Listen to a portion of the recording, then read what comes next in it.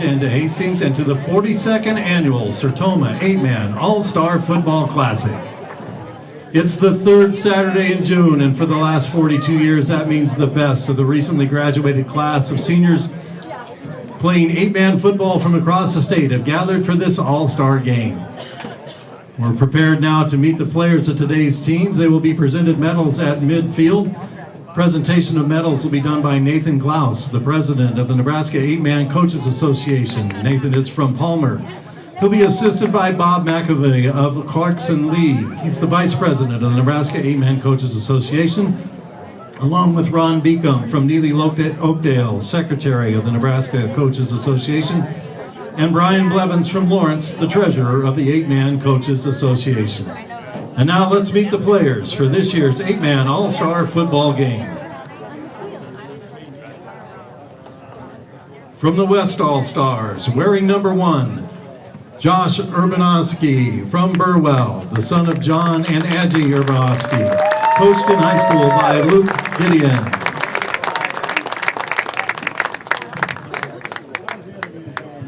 Wearing number 1 for the East All-Stars is Edwin Baptista, the son of Mr. and Mrs. Paccio and Esperana Baptista, from Exeter Milligan Friend, coached by Dean Philippi and Jim Pfeiffer.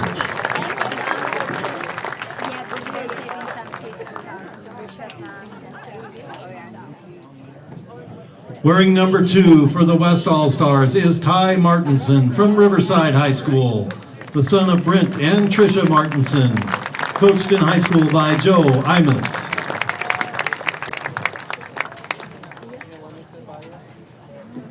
Number 2 on the East All-Stars is Kobe Dillon, the son of Ryan and Tara Dillon, from Palmyra, coached in high school by Tyler Mass.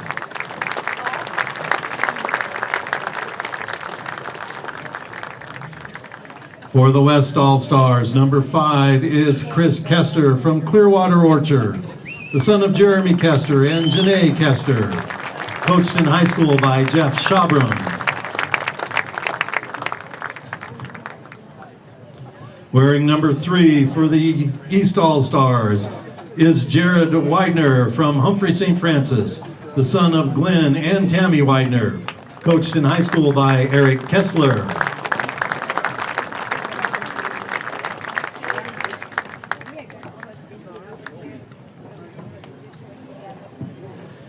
On the West All-Stars, wearing number 8 is Jacob Long from Clearwater Orchard. He's the son of Jared and Stacy Long, coached in high school by Jeff Shabram.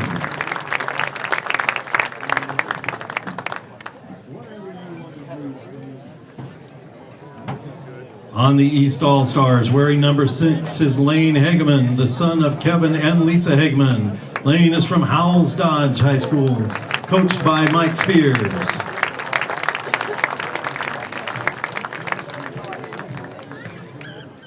Wearing number 11 on the West All-Stars is Bennett Floyd from Sutherland, the son of Andy and Josie Floyd, coached by Brendan Geyer.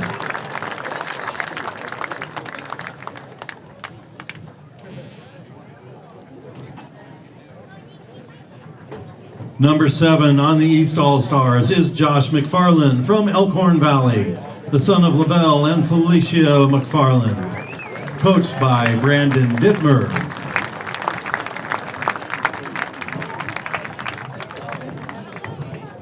Number 12 on the West All-Stars is Gentry Anderson from Arapahoe, the son of Jason and Lisa Anderson, coached by Dustin Kronhoffen.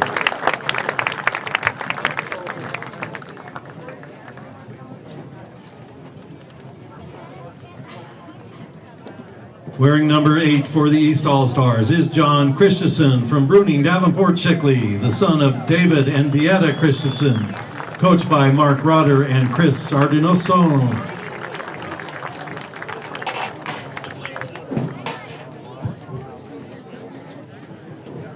On the West All-Stars, number 13 is Zach Sweet from Mullen, the son of Brian and Bobby Sweet, coached by Mitch Pfeiffer.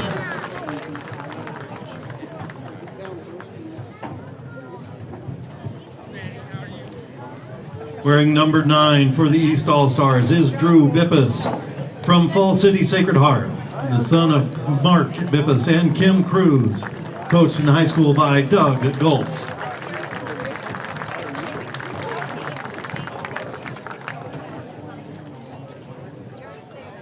Wearing number 18 on the West All-Stars is Isaac Walls from Loomis, the son of Steve and Rhonda Walls, coached in high school by Dennis Reese.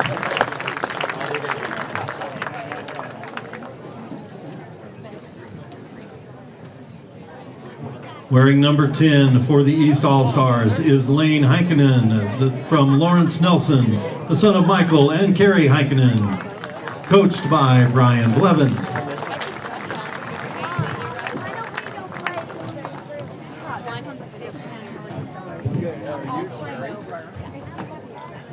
Number 20 on the West All-Stars is Gage Hickey from Sandhills Thetford, the son of Tony and Jane Hickey, coached in high school by Josh Denise.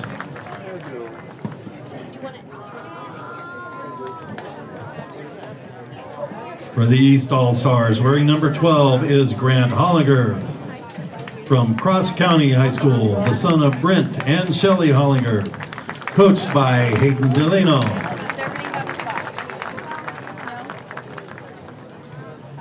Wearing number 21 on the West All-Stars is Colton Munger from North Central, the son of Brian and Jill Munger, coached by Ryan Ritchie.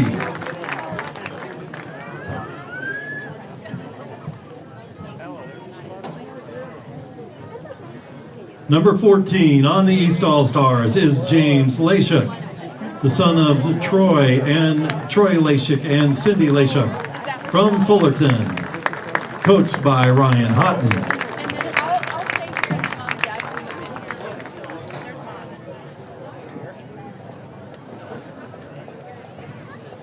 Wearing number 23 for the West All-Stars is Ryan Dinkert, the son of John and Tracy Dinkert from Kennesaw, coached by Craig Schnitzler.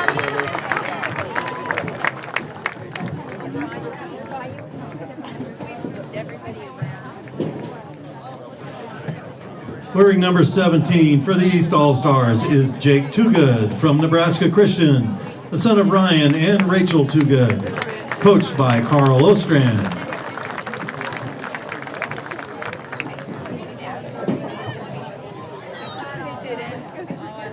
Number 24 for the West All-Stars is Dane Heinrichs from Giltner, the son of Matt and Jackie Heinrichs, coached by Chip Bartos.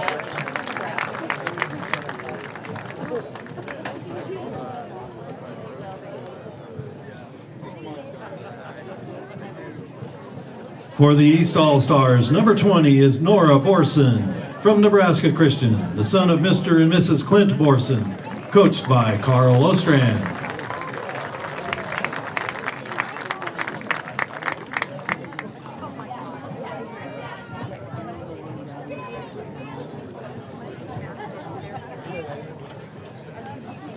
For the West All-Stars, wearing number 28 is Kate Detker from Juanita Palisade, the son of Jed and Deanne Detker, coached by Randy Geyer and Joseph Frex.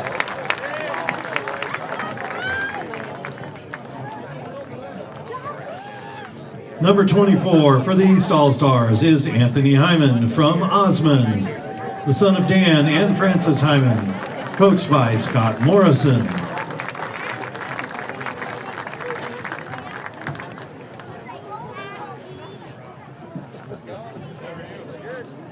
Number 30 for the West All-Stars is Chad Samuelson from Palmer, the son of Dana and Joni Samuelson, coached by Nathan Klaus.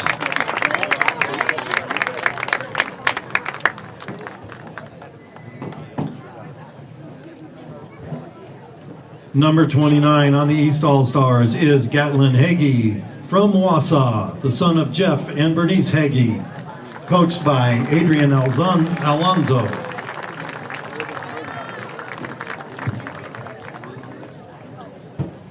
Number 32 for the West All-Stars is Gavin Robertson from South Loop, the son of Adrian Robertson and Brandy Binham, coached by Andy Schwartz.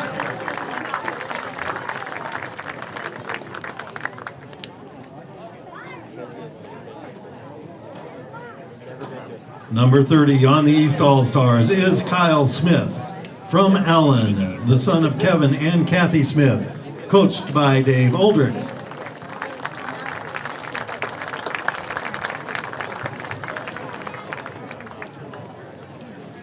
Number 33 for the West All-Stars is Jordan Holen from Bertrand, the son of Kurt and Michelle Holen, coached by Steve Colfax.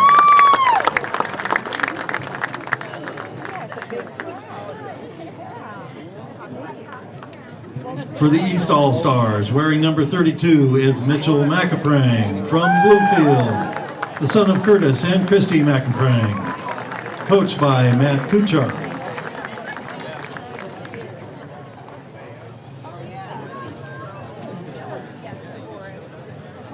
Number 40 on the West All-Stars is Lane Edis from Mullen, the son of Wade and Jerry Edis, coached by Mitch Pfeiffer.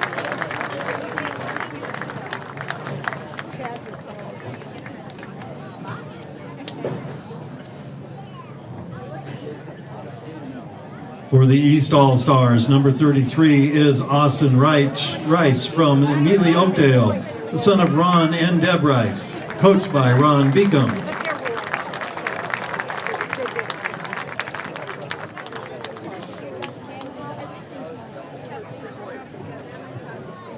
Number 44 on the West All-Stars is Riley Rasicki from Pleasanton, the son of Kevin and Jill Rasicki, coached by Ricky Westland.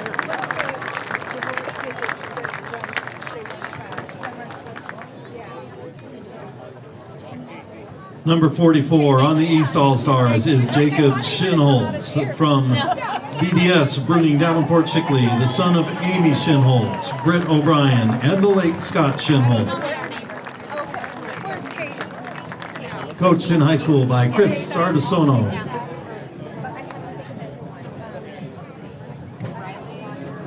On the West All-Stars, wearing number 50 is Tanner Koch from Alma, the son of Troy and Tracy Koch, coached by Brendan Johnson.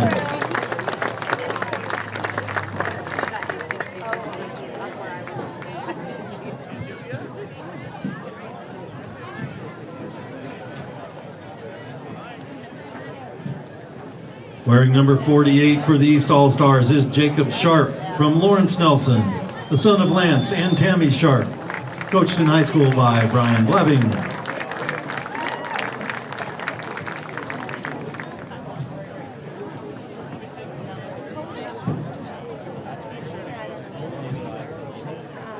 Wearing number 52 for the West All-Stars is Cade Payne from Hemingford, the son of Josh and Ann Payne, coached by Jordan Haas.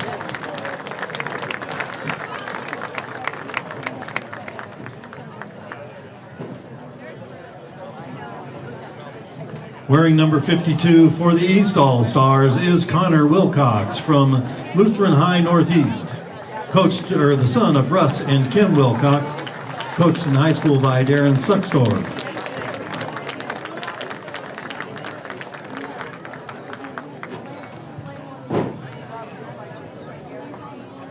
Wearing number 55 on the West All-Stars is Jared Ivey from Amherst, the son of Mitch and Melanie Ivey, coached in high school by Ron Evans.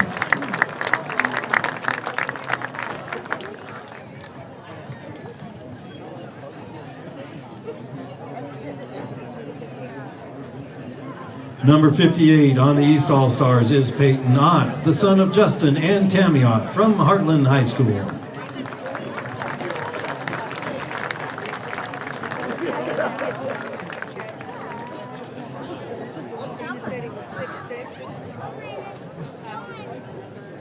And a correction in your program, Peyton will be wearing number 0 tonight. Peyton Ott in your program will be wearing number 0 tonight.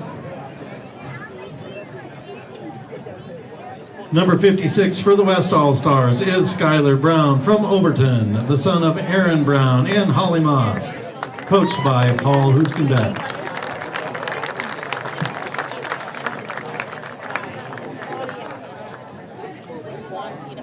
Number 72 for the East All-Stars is Michael Jensen from Windside, the son of Mark Jensen and Monica Long, coached by Mark Conegus.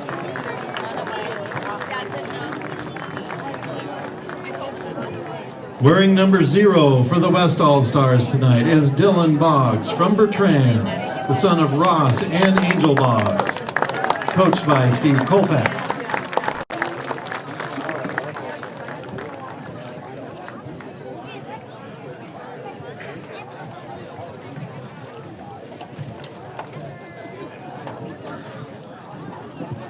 Wearing number 88 for the East All-Stars is Braden Freudenberg, the son of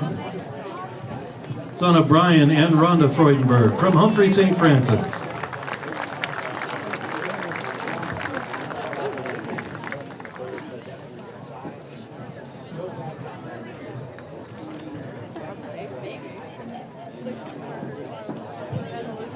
Number 93 for the West All-Stars is Austin Wolf from Medicine Valley, the son of Tim Wolf, coached in high school by Scott Johnson.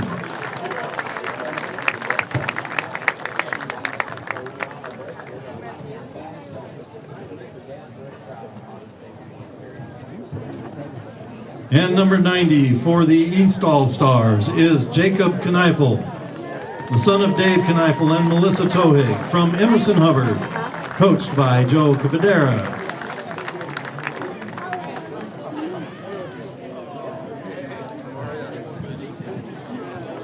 And now for the coaches of tonight's All-Star game. For the West All-Stars from Bertrand, assistant coach Mark Detlefs, along with his wife Colette and sons Drew and Bo.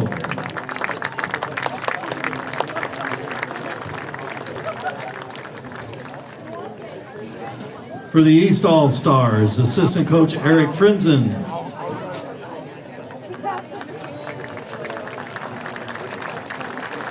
Coach Frinzen from Fullerton, along with girlfriend Ruth Irie.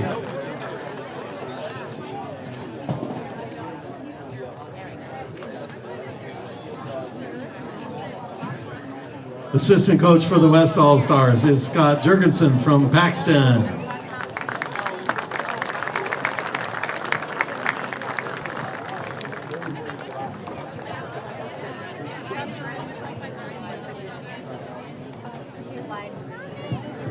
Assistant coach for the East All-Stars, Carl Ostrand from Nebraska Christian, joined by his wife Tanya and children Kaylin, Jaden, Cassidy, Claire, and Carson.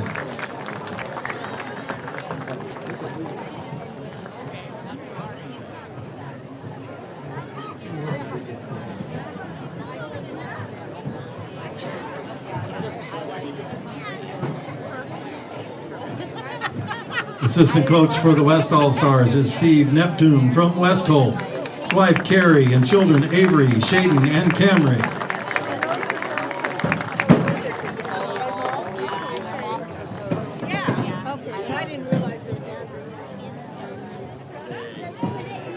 Assistant coach for the East All-Stars, Corey Ulrich from Hartington, Newcastle, along with wife Tracy and children McKenna, Caitlin, Lauren, and Jace.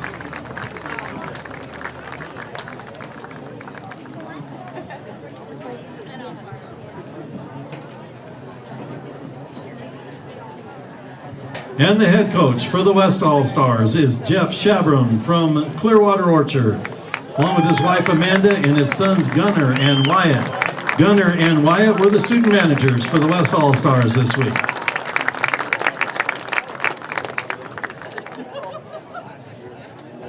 And the head coach for the East All-Stars is Ryan Houghton from Fullerton, along with his wife Lynn and children Riley, Brady, Hunter, and Jackson. Hunter and Jackson served as student managers for the East All-Stars this week.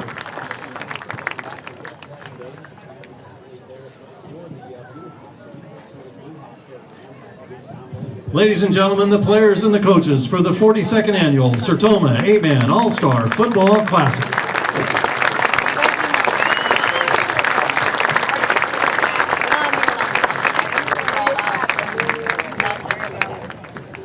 At this time, we'd ask you all to please stand and gentlemen remove cover for the recognition of, or the presentation of the colors. The color guard today being provided by the Hastings American Legion Post 11 and Hastings VFW Post 1346.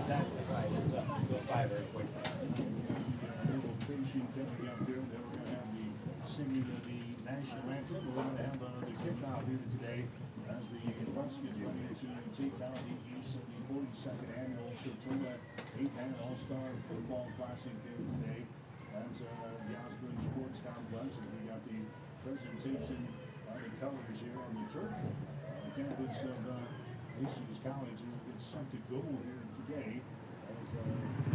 And now as we continue to stand, we'll have our invocation from Daniel Bowler, the Program Director of Crossroads Mission of Hastings.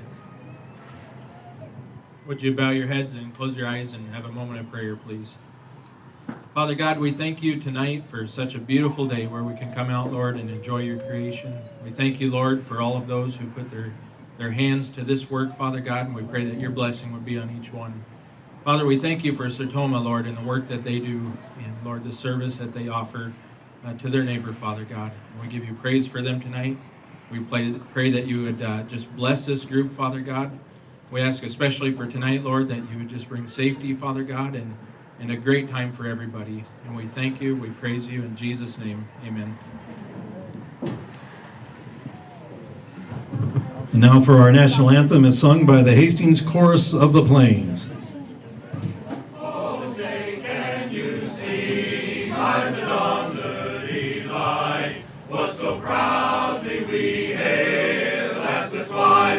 Last gleaming, whose broad stripes and bright stars through the perilous fight, o'er the ramparts we watched were so gallantly streaming, and the rockets' red glare above the singing air gave proof through the night that our flag was still there. Oh, say does that star-spangled banner yet wave o'er the land of the free and the home of the brave?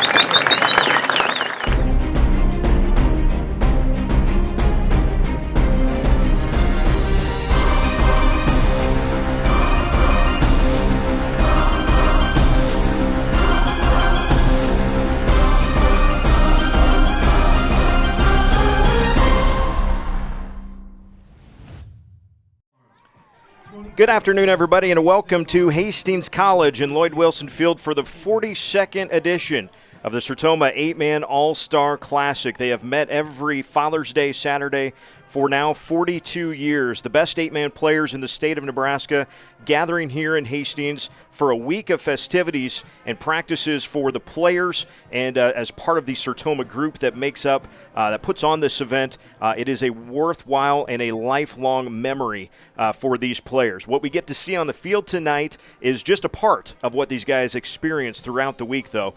From bowling on Monday night to an IMAX movie in the afternoon, and oh yes, plenty of good practices. Mother Nature was very kind to these players throughout this week. You know, sometimes you get into June in Nebraska, and we all know it can be pretty sweltering at times. This, right now, the hottest part of the entire week. In fact, we came to Media Day on Tuesday to film these guys for their intro videos, and the coaches were almost a little concerned that maybe it would be too cool throughout the week. When Saturday came around, boy, it was going to be pretty hot all of a sudden. So, the quick adjustment to the summertime temperatures was going to be a bit of a factor. But these are the All-Stars. These are the best players from their teams in the 8-man ranks across the state over the last year. And for some of these guys, it's been a 4-year career that is just littered with accolades and all-state awards. And what we get to see here tonight on this field really is the culmination for these guys of 4 years of work and 4 years of being great teammates and supporters of their own teams and of the communities that they represent too. And I think that's something that if you ask each and every one of these guys, it's cool to be here and to have your name on the back of your jersey. But almost all of these guys will also have a hometown shirt on underneath the pads for this evening's game. It means a lot to represent Exeter, or it means a lot to represent Loomis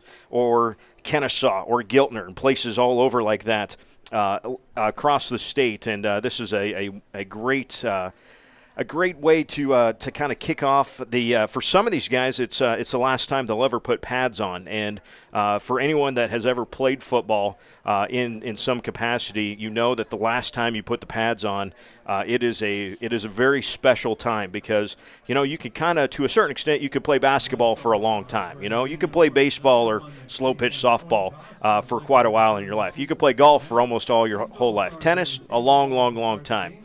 Football has a very short lifespan, though, in the process of your life. And so the last time you get to put a helmet and pads on becomes very, very special. The East and their head coach this year is Ryan Houghton from Fullerton. Coach Houghton had a young squad this past fall, but a whole bunch of experience that will be coming back, including his son at quarterback. So it will be fun to watch the Warriors here for the next few years. On his staff, he's got one of his assistants, Eric Frenzen, is here. Carl Ostrand from Nebraska Christian. What a number of years that Carl has been there for Nebraska Christian. And Corey Oldrich from Hartington Newcastle on the staff as well this week for the East roster. For the West, Jeff Shabram at Clearwater Orchard. They have had some doozies of some teams over the last couple of years, so Coach Shabram is the head coach for the West All-Stars. He brings along Mark Detlefs from Bertrand, Scott Jorgensen from Paxton, and Steve Neptune from West Holt. So the East is in the traditional gold uniforms and the West in the green. It is of note, the West has won the last couple of these things. So we have got picture-perfect weather, 12 minutes on the clock, and we are ready to go. The West will be kicking it off. Jacob Long from Clearwater Orchard will be kicking it off. And it looks like Edwin Baptista, one of the return men, back deep for the East. And we are underway in the 42nd edition of the 8-man All-Star Game. That kickoff out of bounds, though. And it will be a penalty on the opening kickoff, but we will have the East All-Stars out first. And we're going to find out here if we're going to kick again or if we are going to bring everybody out here. Looks like we're going to kick again from a little bit farther back. It's Josh McFarland and Lane Heikkinen, by the way, that are back deep. Heikkinen from Lawrence Nelson, McFarland from Elkhorn Valley. So excited to see what those two guys can do. Got some notes from the East All-Stars, and when we got the notes on offense, it was, we have all of these backs. They plan to rotate them. A lot of backs, a lot of ends, but only one fullback. We'll talk about that here in just a little bit. So Long will have it teed up again, but now back to the 35-yard line. And, yes, we are playing the All-Star game on the Hastings College field, so we're actually playing it 100 yards long, but the traditional width of the 8-man field. So you see the lines that are laid down there just outside the number. So Long's kickoff high end over end, and we are ready to go. McFarland will take it from the 15, looking for some blocks right up the middle. He's across the 35 and out near the 39-yard line. So some really nice field position for the East All-Stars to have the ball first. Edwin Baptista trots out. He will be the tailback. The fullback in front of him, though, Jacob Sharp. 6'2", 205. He's from Lawrence Nelson. Oh, by the way, Baptista goes 5'9", 190. Folks, we got an absolute couple of freight trains in the backfield for the East All-Stars and Coach Ryan Houghton. The quarterback will be Drew Bippus. And if you play and start at quarterback for 4 years for Doug Goltz, you got to be something pretty special. And Bippus is one of those. He will hand it off to Baptista on 1st and 10, bounces off a block, actually, and squirts forward for 5 or 6 yards. And right out of the gate, Jacob Sharp is very fired up. Oh, the dark face mask and visor to boot. And he is a throwback. Got the neck roll and everything. So second down and about 3 to go here for the East All-Stars on the opening possession of the ball game.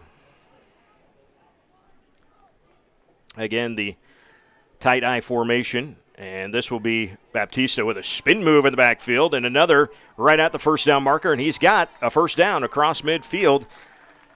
Josh Urbanovsky from Burwell, one of the linebackers there to finally pull him down, but Baptista a couple of carries and a first down as he totals 12 yards on his first 2 totes.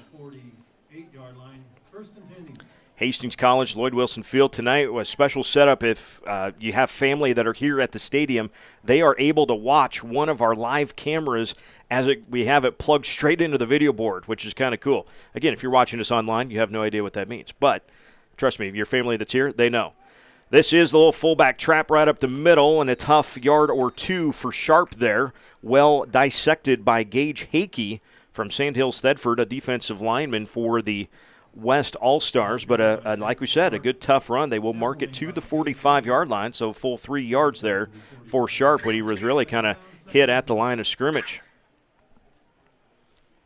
Jacob Kneifel, the guard from Emerson Hubbard, here on the near side. The end is Austin Rice on the near side. An offset eye this time. Baptista cuts it back in the middle, plows forward, and is down to the 40-yard line. Tackle made by Jacob Long. Got some help in there from Gavin Robertson as well from South Loop. Gavin 5'10", 170, and it's third down and short to go as Bippus gets the offensive play call from Coach Houghton on the far side. Sharp the fullback, Baptista the tailback on 3rd and 2. Everybody in tight for the West defense. And Baptista, a little counter play, slips through down to the 35. He's got a first down.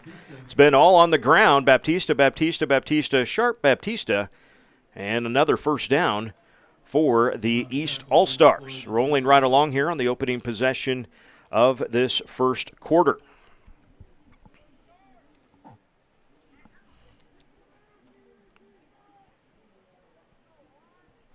This drive started at the East 39.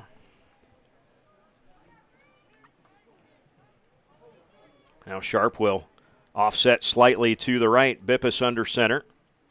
And this will be a play action. Roll to the right. Bippus steps up. Will loft it end zone. Defense is there, and it is intercepted. Inside the 5-yard line, though. Picked off on the play by Gentry Anderson from Arapahoe.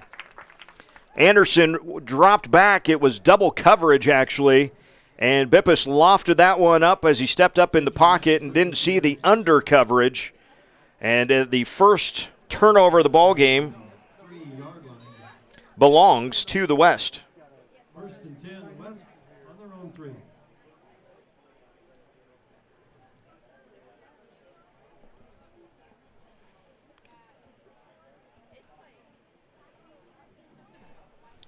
So now from their own 3 will come the West All-Stars.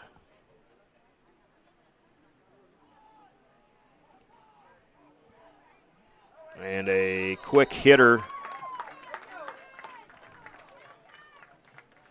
Might have been, was that 33, Holland?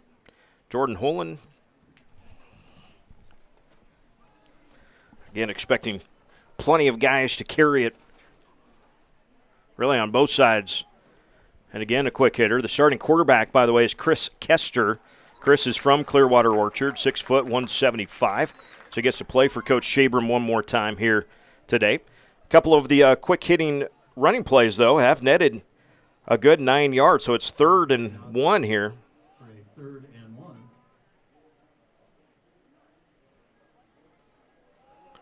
And again, a plow forward. That is Holland, and he is going to have the first down as they're going to mark him just at the 15-yard line. So first down there on 3 quick-hitting running plays for the West All-Stars. See some linebackers out there for the East. John Christensen along with Jake Toogood. Christensen from BDS, Toogood from Nebraska Christian. They man the inside linebackers. And this is a play action. Kester now will keep it and roll. And he'll pick up about 5 before he is popped out of bounds. On the near side and making that tackle was Jarrett Widener, a defensive back. Widener from Humphrey St. Francis. There's never been a Widener from Humphrey St. Francis. That's the first time I've ever heard of that, really. I say completely tongue-in-cheek, by the way. Martinson split out wide. Now Ty is in motion, and they will hand it off to Ty Martinson. On the jet sweep, he raggles off a 1 and actually ends up going forward for 5. He's going to be right at first down yardage. Ty Martinson of the Riverside Chargers. What a streak they had, 4 straight years of winning the 6-man state championship. This past fall, they moved back up into the 8-man ranks. Got beat in the second round by a pretty good Kennesaw team. And Kester bobbles the snap. We'll just have to pick it up and scoot. Got a couple there, but not too much, as he is wrapped up on the play by James Layshock from Fullerton. They list James as a corner, but he came knifing through there in the middle of that thing. 6'1", 170. Good group of athletes for Fullerton this year. A lot of injuries for the Warriors, though. Probably kept them a little shy of their goals, but a whole lot of guys coming back for next year. This is a read play, and that is a Bennett Floyd from Sutherland that bounces it outside. So a whole lot of guys already are carrying the ball so far for the West All-Stars. Layshock makes that stop, and it's 3rd and 1 again. 6:55. This is the second possession of the game after the interception by Anderson gave the ball to the West. 3rd and short, going with a fullback dive, and on the carry was Bennett Floyd, and I think he's going to be right at the sticks. And they're going to say, yeah, first down. It's an all-star game. Of course it's a first down. Ball carried by Bennett Floyd, takes out to the 36-yard line, and it's good for a West. Jacob Schinholtz from BDS anchors the nose guard spot. Big fella got involved with a lot of strive stuff this year, though. And this is the first carry of Lane Edis of Mullen, and he cannot escape a sure tackle on the near sideline. Kobe Dillon, I believe. Oh, excuse me, that was Widener. Jarrett Widener makes the tackle and did a nice job. Lane's dad, Wade, wearing his All-Star Game jersey from days gone by. And this time Kester will fake that jet sweep, keep it himself. Now he's coming forward. Layshock pops him after a couple of yards across the original line of scrimmage. Too Good was in there as well for the East defense, and now a third, certainly the third and longest that we've seen so far in this game, and about 8 to go. 5:45 and rolling here in the first period. Kester will go in the shotgun with 2 receivers out to his right and 1 to his left. He is looking left, and it is caught. Martinson's got a first down. Now it's a foot race. Martinson down the far sideline, steps out of bounds at about the 35-yard line. Ty Martinson with the first big pass catch by either squad, and he takes it into the East territory. You know, Ty, the first 3 years of high school, played a lot of different stuff. Of course, pretty different rules in 6-man football, so a little bit of quarterback, some running back, some receiving type games. Had to do a little bit of everything for Coach Joe Imus. And now, look at these 2 wings here. We will come to the near side, and that is Rosiski. And, boy, Rosiski gets rolled up there. Noah Borson from Nebraska Christian. And Rosiski is like, well, that was fun. I'll come out now. Jordan Holen from Bertrand replaces him. So the West backs are rotating literally on just about every play. Kester has been taking every snap at quarterback, though. He will take this one again. He will ride his running back, now pull it himself and get inside the 30-yard line. Layshock was there, along with Too Good for the East All-Stars. This drive, remember, started at their own 3-yard line after the interception by Gentry Anderson. And it has been, with the exception of 1 pass catch by Ty Martinson, all on the ground. Here's 3rd and short again. Edis goes in motion. Penalty flag down. Oh, that probably would have been a touchdown, too. But I believe this is going to be a procedure against the defense, which will be 5 yards. And the automatic, or not the automatic, but the result is a first down for the West. 5-yard penalty puts the ball down to the 23-yard line and is good for a West first down. So again, just 1 pass completed so far in the ballgame, so our first quarter has just chugged right along. 4:27 to go. This drive has already taken about 4.5 minutes off the game clock. Kester in a pistol. Again, we'll ride his running back, now cuts back to the left, got a couple before Leyshock and Christensen pull him down. Also, Braden Freudenberg from Humphrey St. Francis was in on that stop as well. We'll give Kester 2 yards there, so it's 2nd and 8.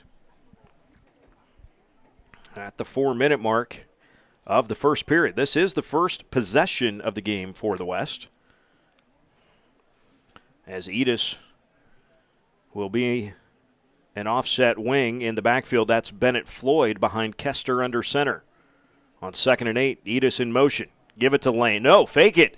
Play action. Pass back to the left. It is caught over the shoulder. Catch and touchdown. Ryan Denkert from Kennesaw gets the score. And what a catch. 20 yards. Over the shoulder, had to track that thing the whole way. If there's any breeze, by the way, it's out of the north. But Denkert from Kester, 20 yards in the first score of the game. And now a try for 2. Here comes Ty Martinson, who will be deep in the backfield. Ty will keep it himself. Now it's a foot race out to the corner. Martinson got corralled from behind, and he will be stopped shy of the goal line. So the conversion fails, but still it is West 6, East nothing. 3:36 to go, first quarter. We're back right after this. Teens drink 1/4 of all alcohol sold in Nebraska. That's 2 times the national average, 5th worst in the nation. But there's something proven to stop teen binge drinking. It's called parenting, and there is one parenting style that works best. Learn more about the parenting style that works against teen drinking. Talkaboutalcohol.org.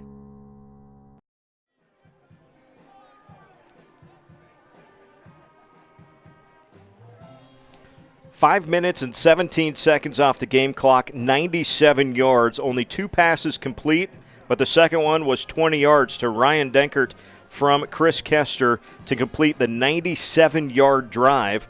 Conversion was no good, so 6-0 West squad with 3:36 to go here in the first quarter. And a lot of fun if you're a West fan. I knew they were going to rotate a lot. I didn't know that we were rotating everybody on every play, basically. But that is a fun stuff from Coach Jeff Shabram. So I don't know if anybody's going to get a ton of carries, but a lot of guys are going to get to touch the ball, apparently, for the West All-Stars. Jacob Long has it teed up again. And it looks like James Leyshock might be one of the guys back deep for the East as Long's kick is scooting along the ground. It is picked up at about the 9, and that is actually Anthony Hyman. And Hyman says hello to Jacob Long. Jacob does the kickering, and he does the tackling. So from the 35, it will be 1st and 10 for the East. So it was all on the ground for the East squad the first time they had it. A lot of Edwin Baptista and a little bit of Jacob Sharp. Please work your way down to the field there at midfield on the grandstand side for the presentations that will be made after the first quarter. Coaches and MVPs from last year's game, please. Quarterback for the East squad this time is Lane Heikkinen from Lawrence Nelson. And it's a 3-yard carry there up the middle. So Heikkinen took his Raiders to the semifinals this past fall before Lane Edis and the Mullen Broncos came to town and had a comeback victory for Mullen to put their way into the D2 championship. And this is McFarland off the right guard and gets it out across the 40-yard line before he is wrangled down. Chad Samuelson from Palmer in the black and orange helmet. Sometimes I say, that's almost as easy to identify some of these guys as from their helmets. But one of the coolest All-Star Game traditions, and boy, I wish I was better at football so I could have played an All-Star Game, to have everybody's helmet sticker on the helmet, I think, is one of the coolest things about it. Now, some guys don't. Chad's got the Palmer number for him on the side of his helmet. He's just fine with that. But other guys have plenty of adorations on there. Heikkinen will fake a handoff and up the middle, and he goes absolutely nowhere. Well, the West defense was fully ready for that play, and the first guy there was Cade Payne from Hemmingford. Cade, defensive lineman, all 6'2" and 230 of him. Had an older brother that was in this game a couple of years ago, and Cade was the first guy there for the West. He was like, I'm not going to chase down this guy running the jet sweep, but I can hit the quarterback just in case. So Bippus will be the punter for the East, and it is Edis, the return man for the West. So a little 3 and out there. Oh, the snap over the head. Bippus will race all the way back, and he missed it, and it's a touchdown for the West. He was going to try to kick it out of the end zone for the safety, but he whiffs, and there to pick it up for the West All-Stars is number 20. That is Gage Hakey from Sand Hills, Thetford.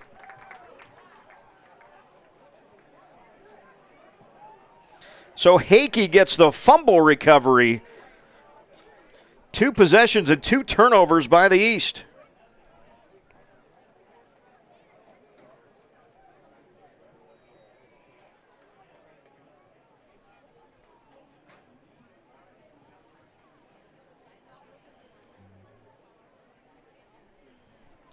And now the try after touchdown.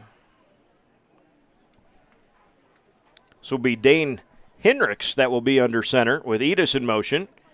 Toss sweep to Lane, looking for the edge, and he will not make it. Boy, good open field tackle. Jarrett Widener makes the tackle, came up from a corner position and said, nope, that's enough of that. So the conversion fails again, but still the West on the board once more. 12-0 West with 1:28 to go first quarter. Take a break. We'll come back to Hastings College after this.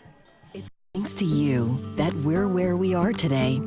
We're proud to watch these communities grow because they're our communities too. Our neighbors, our friends. It's where we live. These are all our hometowns. And no matter what, the people who will continue to serve your needs with the hometown support you know and trust are just down the street. Cornerstone Bank, growing together. I can't tell if we should have the window open or not. The fumble recovery on the bad punt snap. Drew Bippus tried to, run back there and just kick it out of bounds. It would have been a safety, but instead he kind of whiffs. And Gage Hakey was there to pounce on it for the West All-Stars. The conversion fails, but still, it is 12-0 West with 1:28 to go here in the first quarter.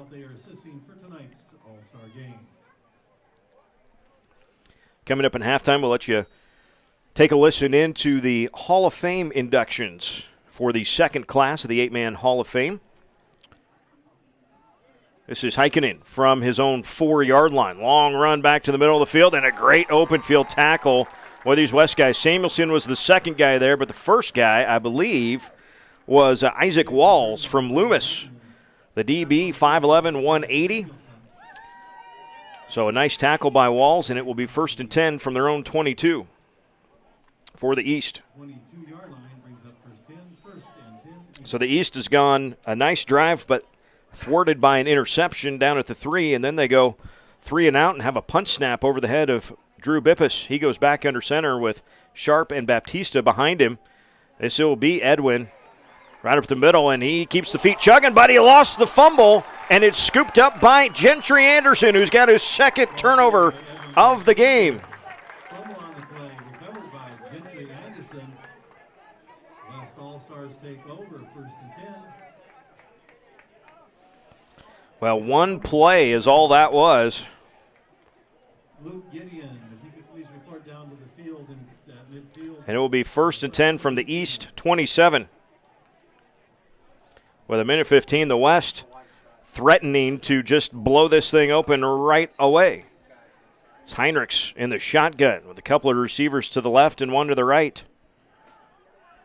Straight drop, looking left. Edis is out there, and it's broken up. Leishak was the defender on coverage, which is pretty good. Edis had a hand on it, but Leishak snuck his hand in there at the last minute. Clock stopped momentarily with 1:09 to go here in this first quarter. A reminder, the second class of the Coaches Association 8-Man Hall of Fame will be inducted at halftime of the game today. We'll let you listen into all of the accolades and the fantastic players and coaches and contributors that make this game what it is. Edis on the jet sweep. He goes nowhere that time. Pulled down quickly by Kyle Smith from Allen. The Eagles with the those lovely helmets. And it will be 3rd and 11.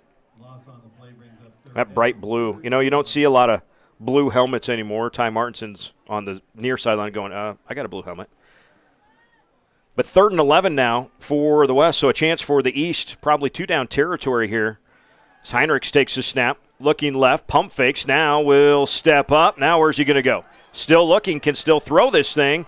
Now throws it late over the middle. It's caught. It's wide open. It's a touchdown. And it's Zach Sweet from Mullen on the sweet catch and score.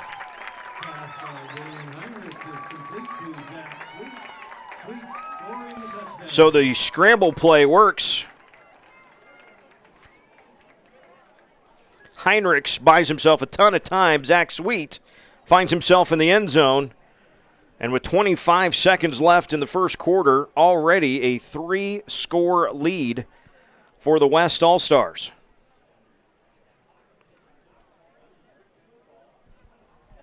Heinrichs still out there at quarterback. A fullback there is Jordan Holland, as Edis is the wingback. He goes in a short motion, and now Heinrichs is just going to throw it back over the middle, and it is broken up last minute. We're going to do a little play-action pass. That was well done. John Christensen got in front of that thing. So 0 for 3 on the conversions, but they've done everything else right. The West leads 18-0 with 25 seconds left here in this first half. Teens drink 1/4 of all alcohol sold in Nebraska. That's 2 times the national average, 5th worst in the nation. But there's something proven to stop teen binge drinking. It's called parenting, and there is one parenting style that works best. Learn more about the parenting style that works against teen drinking. Talkaboutalcohol.org.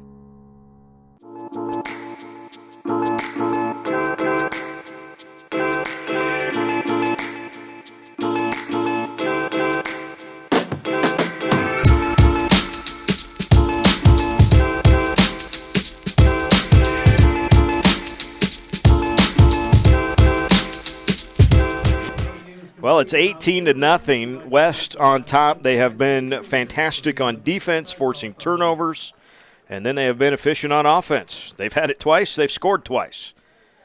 That last one, a 28-yard catch by Zach Sweet from Dane Heinrichs.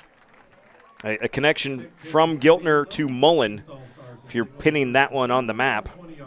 That touchback, that kickoff by Long is a touchback. Like we said, there's not a ton of breeze, but what there is out of the north. So left to right as you face the field here on the east or on the west side of the stadium, like us.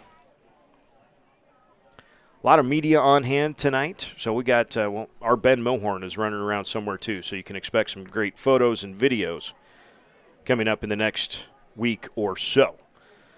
Final couple of snaps for the first quarter. Sharp in motion. Little screen pass, and McFarland has to go way up to catch it and falls down after a couple. Boy, had some blockers out in front of him, too. The quarterback, by the way, was Kobe Dillon from Palmyra. And that will probably end our first quarter. So it's going to be 18-0 West on top as we end this first quarter. And, it's always fun.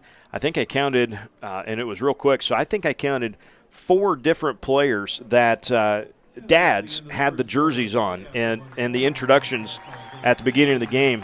And that's something that's really cool as we get into this. Like we said now, this is the 42nd year of the 8-man All-Star game.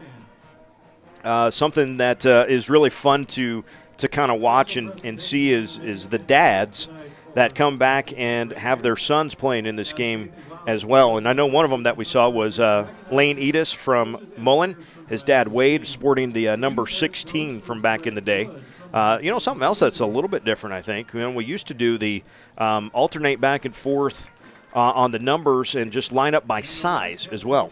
I don't think we do that anymore. Because we had some big kids that were in smaller numbers this year than previously. Now let's meet the most valuable players from last year's game. Doing some Defensive MVP introductions. Bowling from Johnson Brock. Last year's defensive MVP was Ben Bowling from Johnson Brock. So we'll take a look at these guys down here. We got the band going as well. All-Stars last year, John Rouse from Blue Hill.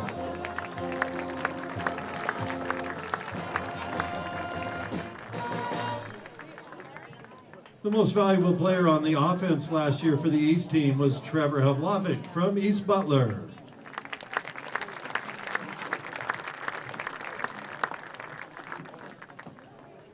And the MVP for the West offense in the 2018 Sertoma 8-Man All-Star Game was Jack Rush from South Loop.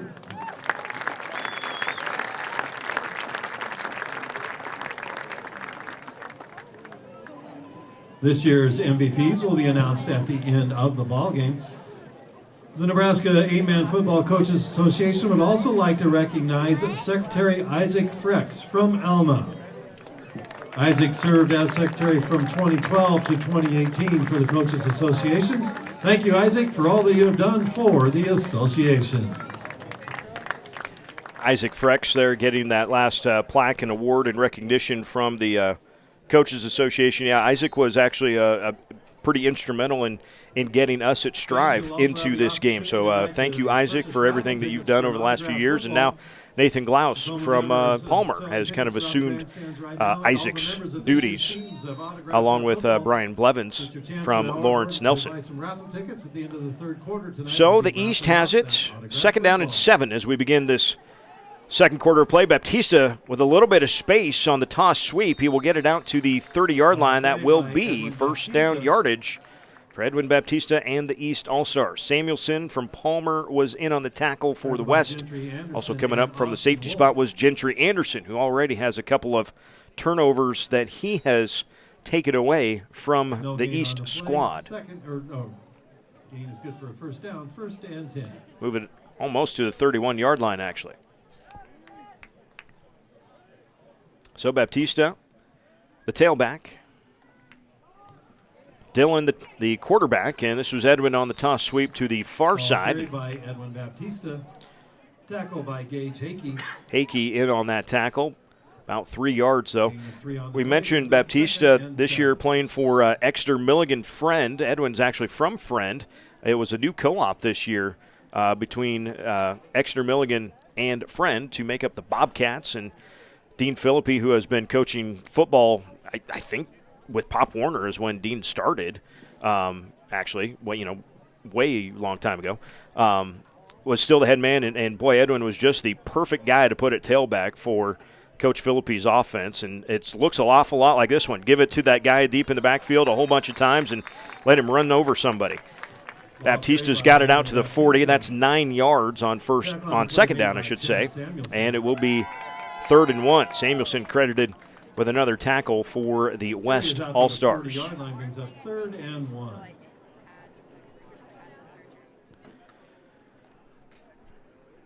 The only pass thrown, actually there have been 2 passes. One, a screen pass that was caught, and an immediate takedown there from McFarland. The other one was intercepted. This is Sharp, the fullback, on the quick hitter, and he's got a first down for the East. Tackle made by Walls along with Hakey. Ball carried by Jacob Sharp. The other cool thing about the East and the West All-Stars is not only are we, dividing up the state, but you get guys like in on that tackle. Sandhills, Thedford, and Loomis were both in on that tackle. And then it was carried by Lawrence Nelson. So that's fun when you start to look at the map and see where all of these guys are from. A little counterplay this time, man. Baptista is wrangled down from behind. Boy, that was dissected beautifully. Inside out, Jacob Long playing linebacker, makes that tackle. And, boy, he saw counter block, and he shot his gap and shot it just right. So 9:33 and counting here in this first half, and an 18-0 West lead. If you're just joining us, Gentry Anderson picked off the first pass attempt of the game by the East after they had a nice drive going on the ground. Drew Bippus lofted one to the end zone, but Anderson picked it off at the 3. The resulting drive went 97 yards for the West, and it ended in a Ryan Denkert 20-yard touchdown catch. And now a scramble drill, and Dillon going to take off to get outside. He will pick up a few. Actually had some guys out to his right. Jake Sharp and Edwin Baptista both were out there like, hey, throw it out here. We got blocks. We got go. But it will be 3rd down and 6. After the catch from Denkert, after it was thrown by Chris Kester, the next possession, Drew Bippus had a punt snap go over his head, and he tried to kick it out of bounds for a safety. Instead, he whiffed on that, and Hakey was there to recover it in the end zone for a touchdown. And then on the next possession for the East, first play, Baptista fumbles, and Gentry Anderson scoops up that fumble recovery. That possession would end in a 28-yard touchdown catch for Zach Sweet from Dane Hendricks. Timeout called. Timeout. And that's where we bring it. Now 18-0. All of the conversions have failed so far for the West. 8:22 to go here in this first half, and we have got a timeout taken by the East All-Stars. This is the opening possession still of this quarter. So we're kind of similar to where we started this game. It was nice time-wise possession, about 4.5 minutes before that interception happened for the East the first time they had it back in the first quarter. This for us at Strive is our 5th year doing the broadcast for the Nebraska 8-Man Football Coaches Association Sertoma All-Star Game, and it has been a great pleasure to be the eyes. There's so many great radio stations that are here. I think like 4 or 5 radio stations from across the state cover this game, and so many of them do such a great job. But it's the only place you can watch this game, and we're very excited and happy that this partnership has worked for the last 5 years now, and hope it can continue for several years to come. We got an all-star kind of crew on our broadcast here today. We'll talk about them a little bit later on. 3rd down and 5 for the East coming out of the timeout. Going to send a receiver out to the left. Baptista in the backfield. Pump fake left, throw it over the middle. It is caught. It is right at the first down stick. The catch was made by Austin Rice from Neely Oakdale. And a really good tackle there by Gentry Anderson. This kid from Arapahoe, folks, he is good on defense. And it will be just enough for a first down for the East All-Stars.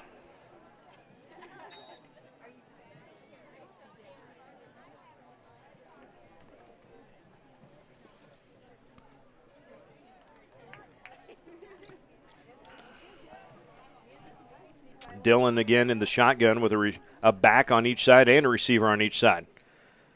Steps up, chucks it deep left side. Defense is there. Getting turned around was Anthony Hyman from Osmond.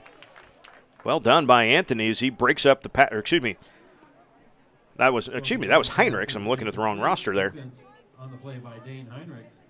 So well done there by Dane. The pass was intended for Austin Rice of Neely Oakdale. We will have a digital copy of this game available on our website, strivesports.com, where you're watching it right now. So if you would like your own copy to download, that will be available. We'll have information on that coming up on Monday, so make sure that you check back on this post on Monday. We will also have a absolutely free, as long as YouTube is free, version of the game on YouTube, and we will embed that into this post you're watching right now. So that will be on Monday as well. So make sure you get the best way that you would like to have your copy of this game, a digital copy that we can email you and you can download to your own device and do with as you want, or it'll be on YouTube, as long as YouTube is around. 7:46 after the pitch and catch there to go here in the first half. The East with their best drive yet, but they've got 3rd and 3 here from right at the 40-yard line. And it will be Baptista. Right side now cuts back to his left. He's got the little stutter step first down inside the 35 and down to about the 33-yard line. Tackle on the play by Josh Urbanovsky. Urbanovsky credited with the tackle. Josh from Burwell. Coach Luke Gideon there. What a run they have had over the last few years. I say the last few years. Burwell's always been good in football, right? Just a bunch of tough, hard-nosed kids that really like to get after it, and every now and then you throw in a special talent, and it takes them all the way to Memorial Stadium. 1st and 10 for the East, trying to get something on the board. McFarland now deep in the backfield. Dillon will throw it back to the left, and it is incomplete. Boy, that was perfectly defended. Tried to get Sharp out in the far flat, but instead Jordan Holland from Bertrand snuck out there with him and was there to break it up. And a reminder that there's no such thing as pass interference in the backfield. In fact, you can tackle the guy in the backfield, and as long as you're not, holding, you can actually knock somebody to the ground if they're an eligible receiver. So no penalty flag warranted back there. 7:09 to play, first quarter. Dillon under center. McFarland in the backfield. Handed off to McFarland. Right side, a little counter play. Spins and leans forward down to the 30. Got a couple there. Good tackle, though. Jacob Long, one of the first guy there, along with Heinrichs. And also Gage Hakey from Sand Hills Thedford. 3rd down and about 8 to go here for the East All-Stars. They converted one of these earlier in the drive. In fact, this drive, remember, actually started with 25 seconds left in the first quarter. So at least the East now is like, the West can't score if they don't have it. And that's the point right now. But got to convert, probably a 2-down territory here for the East. Dillon in the shotgun. A quick out. Threw it right over the head of McFarland. And Jacob Long was giving chase, but that was a one-on-one matchup that, you'd love to get that out in McFarland's hands and see if he can make a guy miss.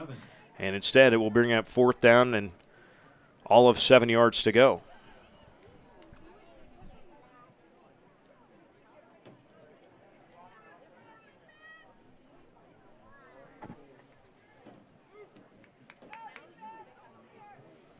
Baptista is the running back, and he is split outside of the end on the near side. Pitch it to him, then he hands it back. Now Dillon has some pressure, and along the sideline it's caught, and it's a good catch. Is it right at the 1st down marker? It's very, very close. The catch was made by Gatlin Heggie of Wausau, and it is going to be enough for a 1st down. Boy, Heggie kept those toes just in bounds and was right at the 1st down marker. That is knowing where you are. As now back into the huddle comes Drew Bippus from Fall City Sacred Heart.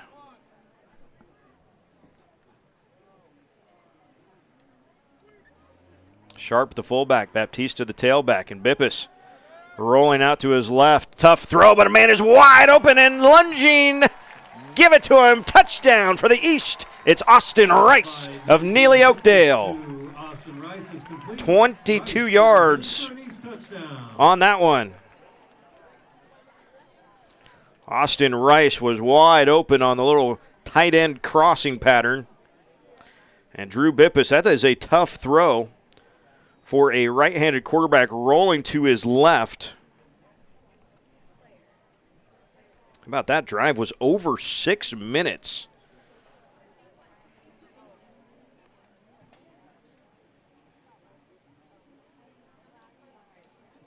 And went 80 yards.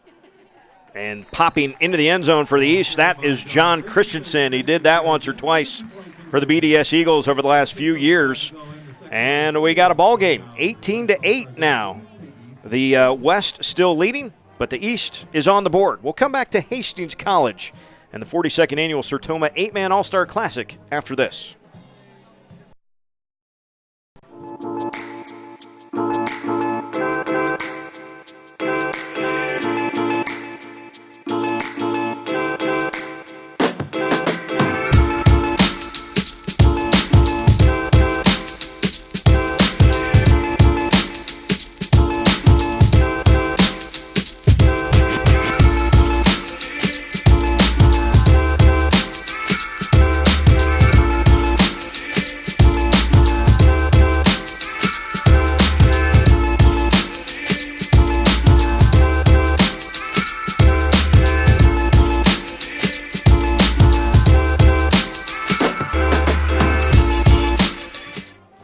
over 6 minutes off the clock. It has eaten up the entire second quarter, plus 25 seconds of the first quarter. But the East is on the board. The 22-yard touchdown catch for Austin Rice from the right hand of Drew Bippus. And the conversion good by John Christensen makes it 18-8. The East on the board. And now the East defense will try to get something going. Austin Rice kicks this one off, hits one of the up guys, and tackled right away. Well, that's one way to keep the explosive guys from getting it. Good tackle there by Heggie from Wausau. So it will be 1st and 10 from their own 33-yard line. Return is to the 33-yard line. For the West All-Stars. The last time the West had it, there was 1:15 to go in the first quarter. So it's been a while. It's Ty Martinson in motion. Ty will get the handoff and does well to avoid the first guy, but oh boy, he gets walloped by 2 and 3. First guy there for the East defense was Mike Jensen from Winside, 6'1" and 205. Winside with the classic red and white helmets. No gain on the play, makes it 2nd and 10. And the paw still on the side, and you know that is something like we were talking about earlier. Just looking at the helmets of some of these guys with all the different stickers that these guys have available to them. Everybody always brings a handful or two to the 8-man All-Star game. 2nd and 10, and that's going to be an encroachment there. Lane Hegeman from Howells Dodge jumped across there. Lane probably he's one of the tallest guys in this game at 6'4" and 210.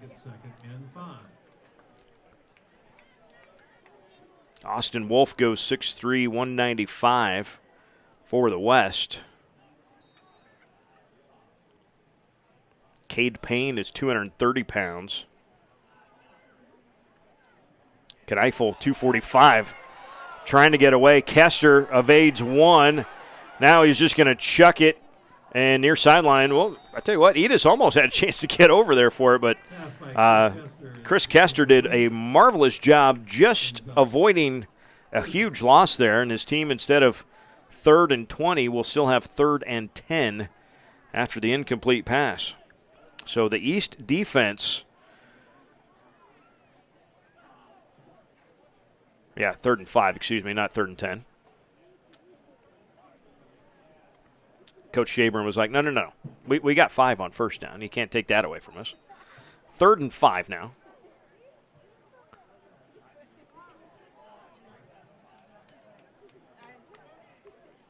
Now we go to a tight formation. Edis is the wing. Kester is the quarterback. That's Edis in motion. Handed off to Lane. Little counterplay. Puts his head down. How about that? Edis runs over a couple of East defenders, and he'll have a first down. Ball carried by Lane Edis. John Christensen was one of the defenders. Freudenberg was there as well for the East. Out to the 43-yard line, and it's good for a West first down. And I'm just going out on a limb and saying I bet Lane Edis did something like that once or twice for the Broncos over the last few years. Took him all the way to the D2 championship game last fall. Now Ty Martinson goes deep in the backfield as the quarterback. Oh, low snap, though, between Ty's legs. He'll just go back and fall on it, and a big loss for the West All-Stars. Basically 2 fullbacks in front of him, and that's fun for me because I actually spent some time in Kansas and followed, part-time anyway, followed a team that formation you just saw. 1 guy deep and 2 guys as fullbacks basically in front of him. That was the only formation they ran for an entire game, and it was pretty fun to watch. Kester straight drop, looking right, fires it a little late, and Martinson has it broken up on the play. Martinson was there, but getting there just at the same time was Jarrett Widener from Humphrey St. Francis. And it's now 3rd down and 18 to go with 4:03 to play. Brings up 3rd down, 3rd and 18.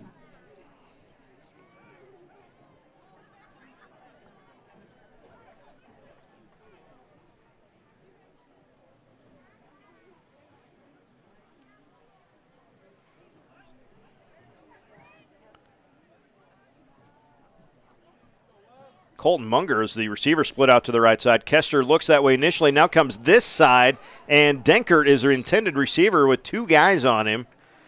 And the pass just over the head of Denkert, so it will be 4th down now.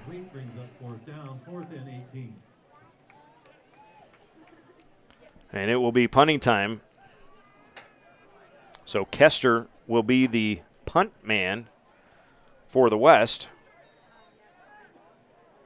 And it will be Heikkinen, the return man for the East.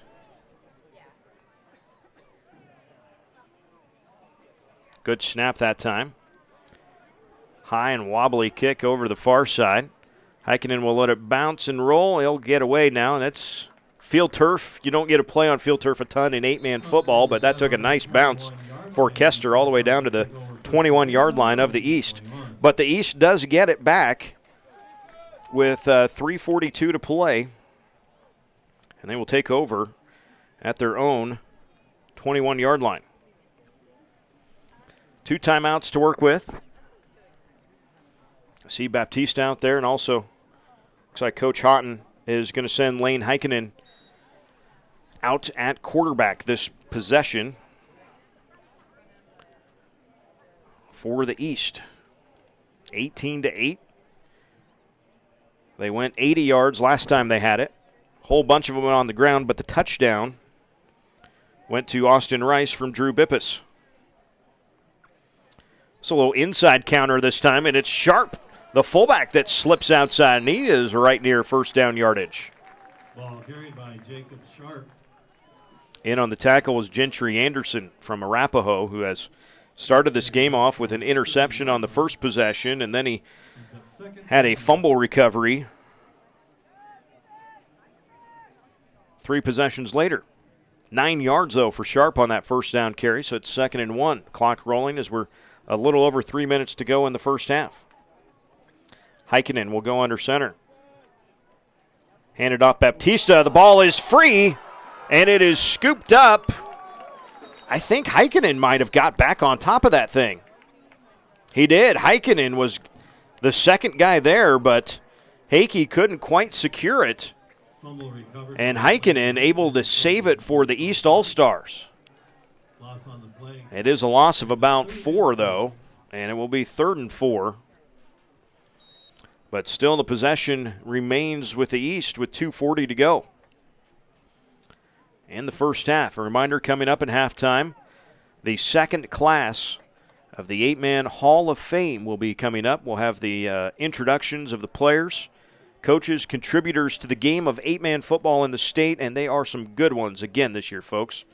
Baptista on 3rd and 4. The short side toss will not be enough for a first down, shy of the 30-yard line. Ball carried by Edwin Baptista. A host of West defenders. Jacob Long and Isaac Walls. Long and Walls were both over there. Bippus will come on to punt. 4th and 2 here for the East. John Christensen will do the long snapping for the East All-Stars. First time did not go so well for John. Snapped it right over Drew's head. This one high, but Bippus able to handle it. Bippus, a sidewinder, gets a great bounce now, and it's picked up all the way back at the 20-yard line. The return man is Gentry Anderson, and he scoots out of bounds at about the 34-yard line. So a 14-yard return, but a great kick by Bippus. Means it will be plenty of yards to go with a minute 32 left. Again, please stay your attention for the halftime. At the halftime ceremonies, we'll have the induction of the 2019 Nebraska 8-Man Football Coaches Association Hall of Perfect Fame. night for football in the summer in Nebraska. It's a little warm. It's supposed to be warm. That's one of the reasons they moved this game to 6 o'clock kickoff instead of 1:30 in the afternoon, too. Heinrichs at quarterback hands it off to his running back. That's Jordan Holland, and Holland doesn't go much of anywhere. First guy there was Braden Freudenberg. And no gain. It will be 2nd and 10. Edis is in the ball game now at the wing. And the carry goes to Floyd, and Bennett pops out to the right side across the 40. for about 7 yards. 3rd and short coming up for Bennett Floyd and the West All-Stars. Ball carried by Bennett Floyd. Tackles by Jared Widener along with Anthony Hyman. Hyman and Widener make the tackle, by the way, for the East. 3rd and 3 here. That's Edis in motion. That's Lane with a carry to the right side. Leaning forward. He is close to the first down. We'll see where they measure this thing. Ball carried by Lane. Too Good was in on the tackle there. I joked with Jordan when we were, or Jake, excuse me, when we were doing the player intro videos. You've never heard any jokes, have you? Too Good? I'm all good. Eric, all good. So we shared a knowing nod at the time. Timeout here is taken by the West with 27 seconds left in the first half. Coach Jeff Shabram just wanting to make sure, are we going for this? Are we? What are we doing? Up 18-8. And a reminder that at halftime, the second class of the 8-Man Coaches Association Hall of Fame will be inducted. And so we will listen into all of the accomplishments from those 8-man contributors. And that's, I think, something that's pretty cool is right away the Coaches Association, the Hall of Fame that was founded, recognized that, yes, the players are very important. Yes, to recognize coaches are very important. But almost as equal to as in importance is recognizing the contributors to 8-man football. Bobby Mills was in it last year. Bob Jensen, I believe, is somewhere down there. And those are two of several guys, and there are plenty of guys and gals that have contributed to the game of 8-man football that make it what it is in the state of Nebraska. And 8-man football in the state, trust me, is fantastic. So Floyd is the fullback. Heinrich's the quarterback. Give it to Floyd, the quick hitter, the silent count. Floyd still on his feet. Now he's in the open field. Tackled from behind. Bennett Floyd popping through on the quick, silent count. First down for the West. How about that? Now they've got 20 seconds to go, and Coach Shabern will call another timeout.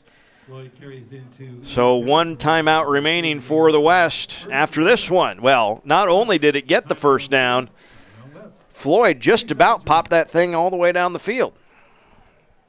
This drive started at their own 34. And again, there's not much of a breeze, but what there is into the face of the West All-Stars in the green uniforms on the near side. All of these guys, of course, moving on to the next stage of life. For some of these guys, it will be college football. For others, it might be next level basketball or another sports. But for a whole bunch, it's the last time you get to put on a helmet and shoulder pads and legally go hit somebody. And that is a special thing for anyone that has played football for any length of time. That is a special moment in life the last time you take those shoulder pads off. So Heinrichs will be in the shotgun here. 1st and 10, 38 yards to go, 20 seconds, and 1 timeout in their hip pocket. Heinrichs throws it left. It is caught and out of bounds. That's Ty Martinson from Riverside on the catch right at the 20-yard line.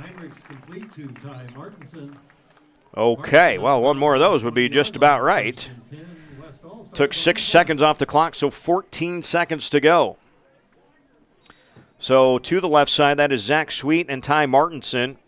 And splitting out to the right side out there is Cade Detker from Juanita Palisade. Heinrichs has a rush right away, steps up, fires it. He's going end zone. Sweet is there, and just off the fingertips. Sweet was maybe waiting for the contact. It was coming from Grant Hollinger from Cross County, but Sweet couldn't quite snatch it on the fingertips. He was open in the back. And it will be 2nd and 10 from the 20, but now 8 seconds to go. And Coach Shabram and the West All-Stars are going to take their final timeout of the half. So we probably have just one play unless we get, like a 4-second quick out hit play. And maybe that is the plan, to try to get just a little bit closer. Heinrichs obviously has the arm to get something in the end zone. That's not really an issue. It's about what kind of route will take you into the end zone from this distance. Reminder, you can order your digital copy of the 8-Man All-Star Game from very beginning, including intros for all of the players all the way through the end of the game. That link will be available on the website that you're watching right now, strivesports.com. That order form will be available on Monday, and you will be able to order your own digital copy. You will get a link, and you can download that link onto whatever device you happen to be looking at. And also, if you'd not prefer to have your own copy of the game to have to do with how you see fit, we will have it on YouTube as well, and it will be available on this exact post as well. So you can watch the game coming up on Monday in its entirety. And, of course, if you're watching the replay now, Monday is today or whenever you watch it. Sweet is the receiver near side. Edis and Detker out to the right. Heinrichs, the quarterback, looking. Late throw, right side. Sweet wanted an interference call. He will not get it. There is 2 seconds on the clock. Incomplete. Third down, 3rd and 10, 2 seconds remaining in the match.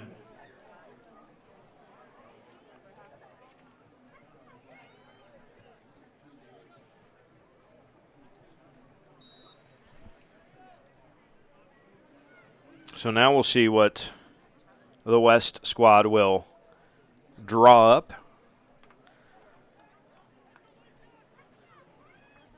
Sweet goes as the end on the near side, but split out is Rasiski.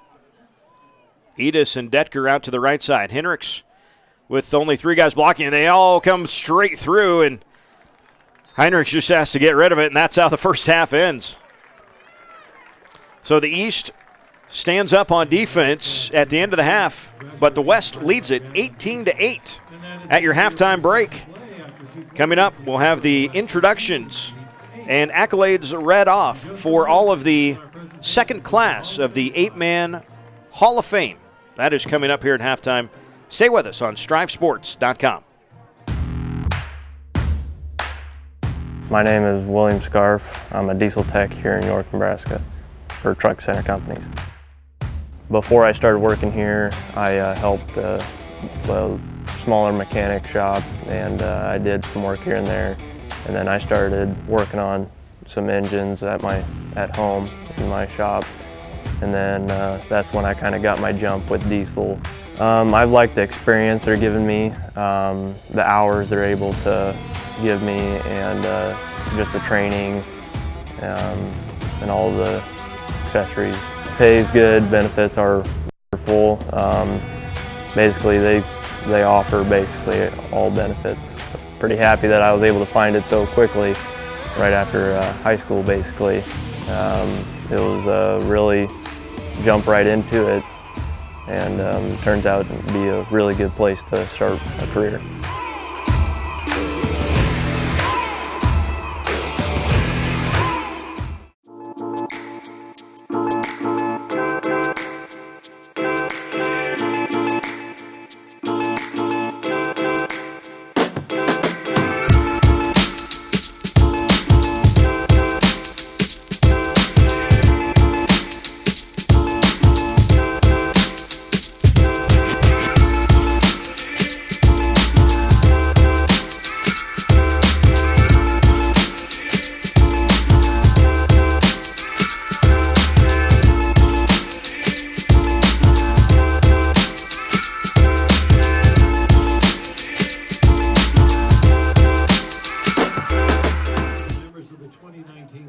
For the Nebraska 8-Man Football Coaches Association Hall of Fame.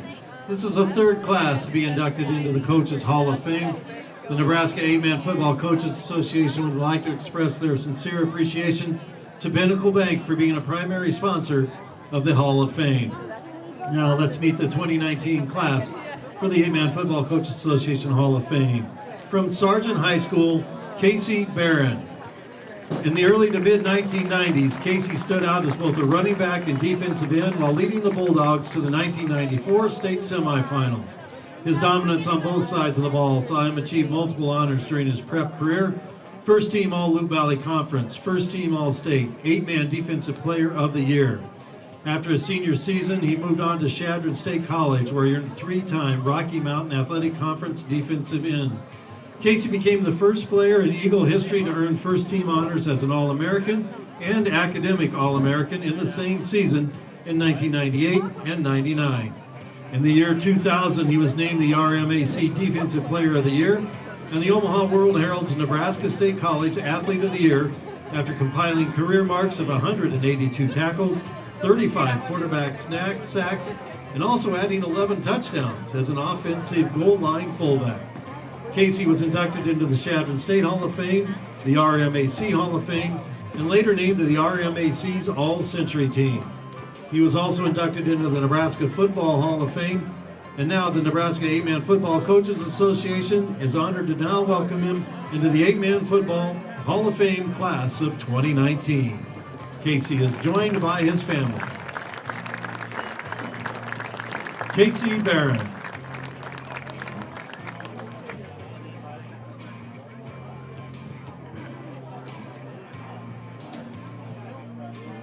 Next, welcome Clint Eichmeyer from Dodge High School. In high school, Clint played quarterback and linebacker while leading his team to 3 state titles in 4 years as part of the Dodge football dynasty of the 1990s. From 1996 to 99, he compiled Pirate records for most tackles in a game, season, and career. During that span, he was named First Team All-Cornhusker Conference 3 times, First Team All-State twice, and selected to play in the 2000 8-Man All-Star Game. After high school, Clint was also a standout athlete at the collegiate level. In college, he played linebacker at Midland University, where he is the school's all-time leader in tackles in a game with 26 total, and in a career with 387 stops. Clint was selected All-Conference and All-American on 2 occasions, as well as being named the Outstanding Male Athlete for the Tigers in 2003. He's considered by many as one of the best defenders in both Dodge High School and Midland University history. The Nebraska 8-Man Football Coaches Association is honored to welcome him into the 8-Man Football Hall of Fame class of 2019, Clint Eichmeyer from Dodge High School, joined by his family.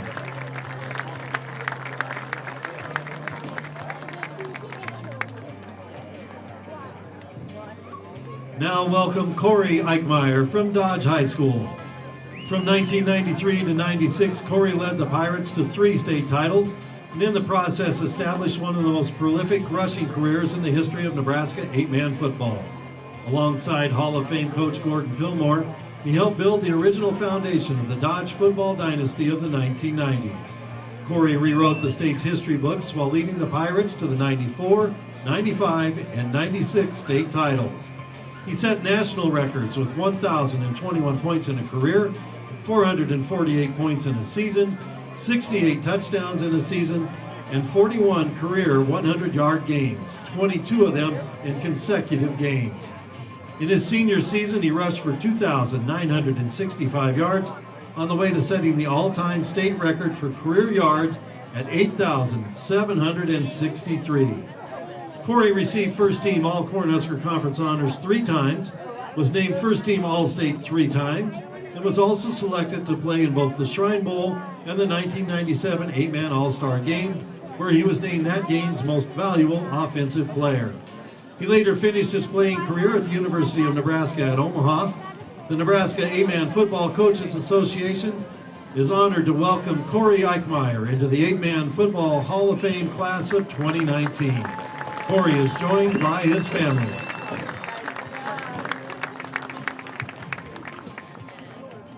Please welcome Coach Doug Goltz from Fall City Sacred Heart High School. Coach Goltz is one of the most successful coaches in the history of Nebraska 8-Man football. In his 4 decades of coaching the Irish, he amassed an unparalleled career record of 307 wins and only 53 losses, an .852 winning percentage. During that span, his teams have qualified for the playoffs a record 32 straight years and have won 8 state titles. His 6 consecutive undefeated championship seasons from 1989 to 1994, including a state record 87 wins in a row, are famously known as the Streak. Between the winning streak, the state titles, and his team's long-term success in the playoffs, Coach Goltz's Sacred Heart program has come to define the word football dynasty. Over the years, he's sent nearly 40 of his players to represent the Irish in the 8-man All-Star game. Doug was also named as an All-Star assistant coach in 1992 and head coach in 95. He was then selected as head coach of the Nebraska versus Oklahoma All-Star game in 2005 and has been named the state coach of the year on multiple occasions.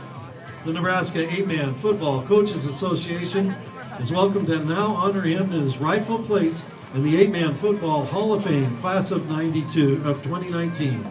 Please welcome Coach Doug Goltz, Fall City Sacred Heart High School. Coach Goltz is joined by his family.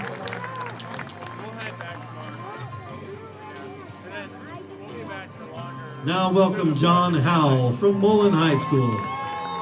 From 1992 to 95, John was an outstanding athlete for Hall of Fame coach Mike Brown. He played quarterback, was a ball hawking safety, and also a state champion wrestler during his time as a Bronco.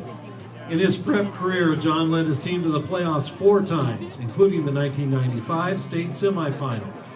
He was a first-team all-conference selection 3 times, first-team all-state honoree on 2 occasions.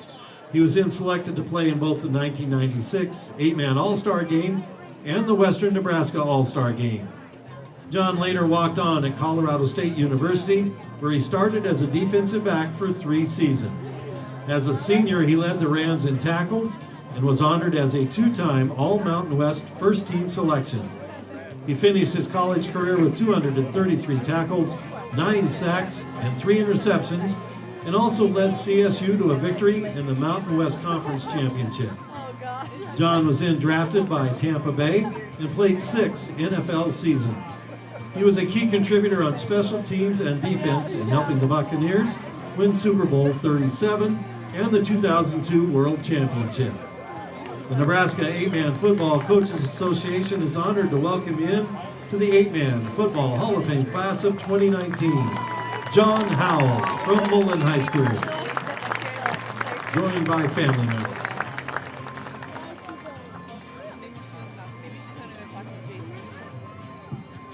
Please welcome Matt Ikas from Orchard High School.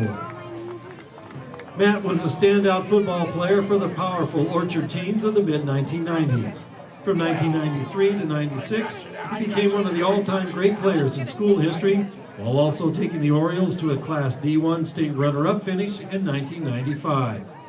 After leading his team in rushing during his junior and senior seasons, Matt was honored as the Class D1 Offensive Player of the Year and was also named First-Team All-Conference and First-Team All-State on 2 occasions. He set school rushing records along the way, including career yards with 4,500 and touchdowns with 90. He was selected to the 1997 8-man All-Star game and also chosen to play in the Nebraska Shrine Bowl that same year.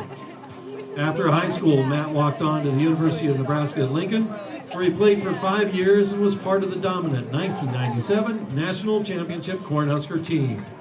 The Nebraska 8-man Football Coaches Association is honored to welcome him into the 8-man Football Hall of Fame Class of 2019, Matt Ikas from Orchard High School. Matt is accompanied by his family. Please welcome Bob Jensen from Huskerland Prep Report. An Arnold, Nebraska native, Huskerland Bob is one of the most respected members of the Nebraska high school sports media. Every year since 1990, as publisher of the Huskerland Prep Report, he has had enthusiastic high school fans seeking out his weekly newspaper and daily website coverage. Over the years, he has spotlighted small-town football from across the state with over 1,200 feature articles on 8-man football.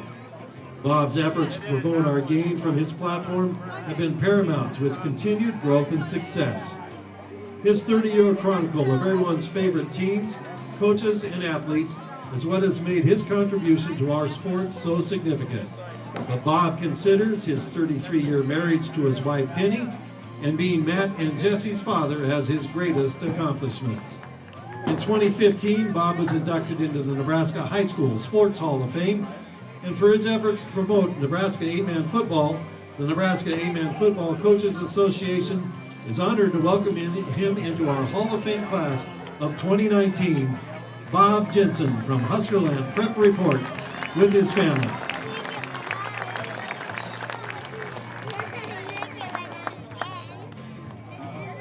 Please welcome Paul Cush from Humphrey St. Francis High School. In the mid-1990s, Paul was a playmaking option quarterback who helped lead the Flyer program to elite status in 8-man ranks.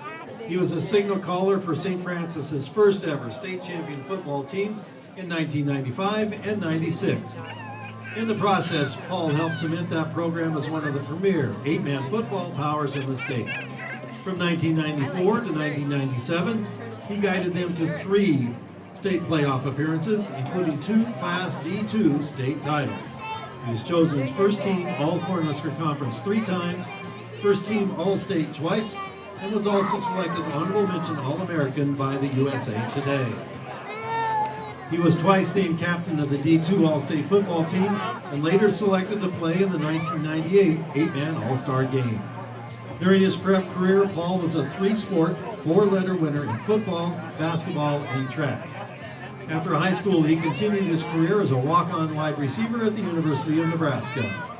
The Nebraska 8-Man Football Coaches Association is honored to welcome him into the 8-Man Football Hall of Fame class of 2019. Paul Cush, accompanied by his family.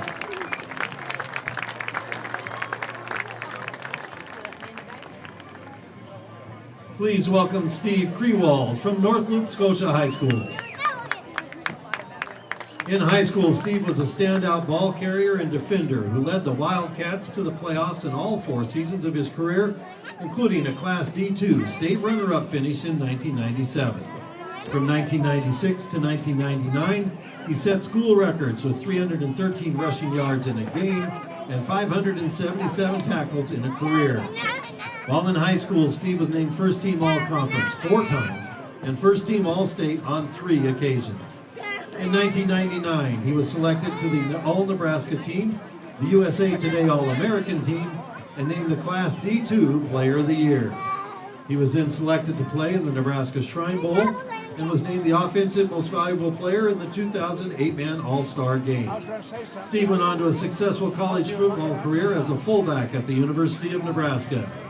During his time in Lincoln, he was honored as a member of the Brooke Berringer Citizenship Team, selected 3 times as a Big 12 Academic All-American, and also received the prestigious Cletus Fisher Native Son Award in 2004.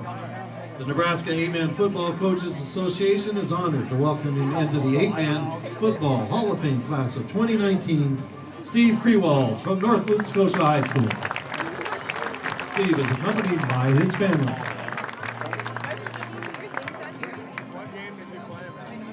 Please welcome Billy Legate from Clearwater High School. From 1990 to 1993, Billy was a dominating player for legendary coach Rod Brumbles. He led the Cardinals to the playoffs 3 times in his career, including a Class D2 state runner-up finish in 1993.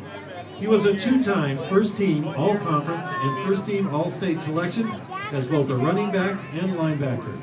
Billy finished his prep career with school records in career rushing yards with 3,683 and season yards with 1,807 and 232 tackles. He also caught a record 79-yard touchdown reception in the 1993 state playoffs and was named the most valuable defensive player of the 1994 8-man All-Star game. From 1995 to 98, Billy attended the University of Nebraska and played a part on 3 national championship Cornhusker teams. As a fullback and special teams ace, he appeared in 44 games for the Huskers. Billy set the strength index record for his position, was a 3-time first-team academic All-Big 12, and was also the 1998 recipient of the Admiral U.S. Grant Sharp Trophy in recognition of his unselfish dedication to the team with little or no self-acclaim or recognition. The Nebraska 8-Man Football Coaches Association is honored to welcome him into the 8-Man Football Hall of Fame class of 2019, Billy Legate from Clearwater High School, accompanied by his family.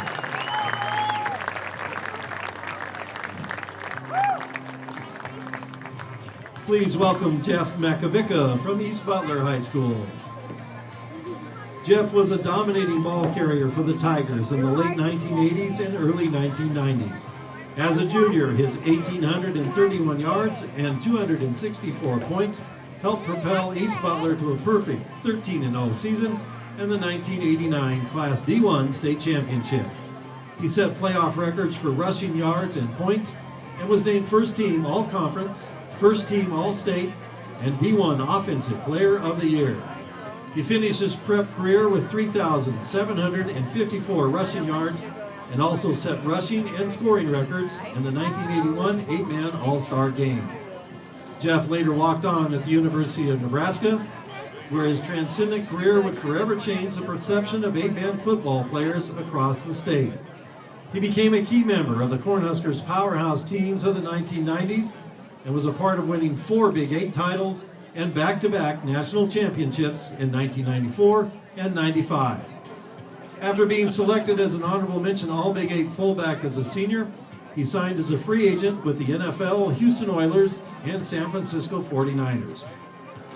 Jeff's career put a shining spotlight on the extraordinary athletes we have playing at the 8-man level in Nebraska. The Nebraska 8-Man Football Coaches Association is welcome to honor him into the 8-Man Football Hall of Fame Class of 2019, Jeff Makovica from East Butler High School, joined by his family.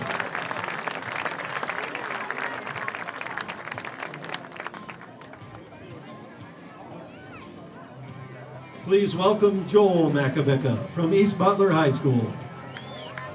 In high school, Joel was an outstanding player for the Tigers and selected first team All-Area and first team All-State multiple times as both a running back and a linebacker. He finished his prep career with 3,933 rushing yards and school records in both season and career tackles with 396. He was selected to play in the 1994 Shrine Bowl and was named the most valuable offensive player of the 8-man All-Star Game that same year. From 1995 to 98, Joel went to the University of Nebraska and became a key member of 3 national championship teams. In the process, he also became one of the most decorated fullbacks in team history and owns position records for touchdowns in a game, season, and career. He was a 2-time first-team academic All-American, a 3-time first-team academic All-Big 12, and was named team captain in 1998. Joel finished his Husker career with 1,447 yards rushing and was later selected to the Nebraska football All-Century team. In 1998-9, he was drafted by the NFL Arizona Cardinals, where he played for 4 seasons. The Nebraska 8-Man Football Coaches Association is honored to welcome him into the 8-Man Football Hall of Fame Class of 2019, Joel Makovica from East Butler High School, joined by his family.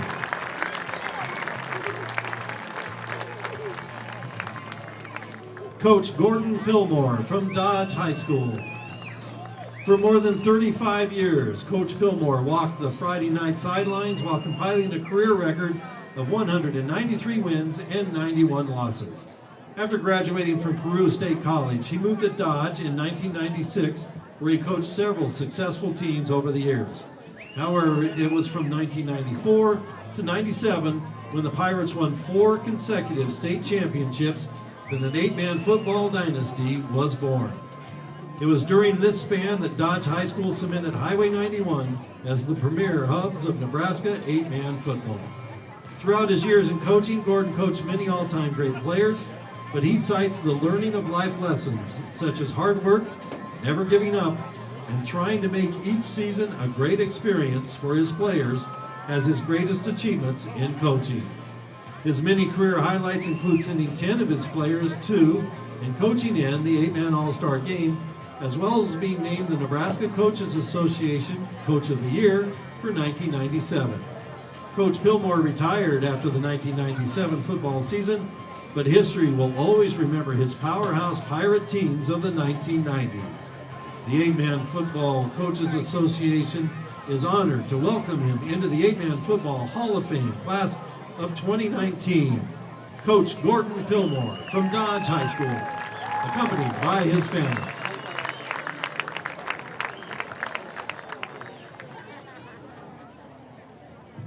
Eric Ryan from Overton High School. As a tight end and defensive end, Eric led the Eagles to their first playoff victory in school history and a Class D1 state runner-up finish in 1994. During his prep career, he broke school records in tackles with 428 and receiving yards with 1,908.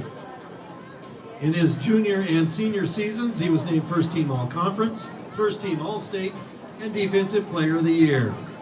Eric was selected to play in the Nebraska Shrine Bowl and was also named the most valuable defensive player of the 1995 8-man All-Star Game. He then went on to a successful college football career at the University of Nebraska, where he was part of 3 conference championship teams and 2 national championship teams for the Huskers. After college, Eric returned to Overton to coach his alma mater for his last 18 years. His goal has been to share a lasting football culture that began with he and his teammates in the 1990s. As an assistant coach in 2006, Eric's career came full circle as he helped the Eagles to their first ever Class D1 state football championship.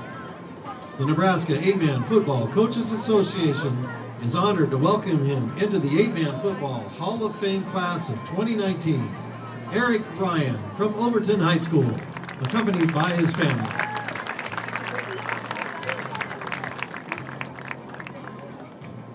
Please welcome Steve Simon from Fall City Sacred Heart High School. Steve was a standout running back and linebacker for Hall of Fame coach Doug Goltz in the late 1980s and early 1990s. He was a key player in leading the Irish to the first 25 consecutive wins of their state record 87-game streak. He played on back-to-back undefeated Class D2 state championship teams in 1989 and 1990 that are recognized for building the foundation of the Sacred Heart football dynasty. During his time in high school, Steve was honored on multiple occasions and was named First Team All-Conference 4 times and First Team All-State on 3 occasions. He finished his highly decorated prep career with a school record 4,616 rushing yards and 106 touchdowns. Steve was also a successful multi-sport athlete that played a part in 4 state basketball championships and 2 state track titles for the Irish. He was also selected to play in the 1991 8-Man All-Star Game. He went on to finish his athletic career by playing basketball at Northwest Missouri State University. The Nebraska 8-Man Football Coaches Association is honored to welcome him into the 8-Man Football Hall of Fame class of 2019, Steve Simon from Fall City Sacred Heart High School, accompanied by his family.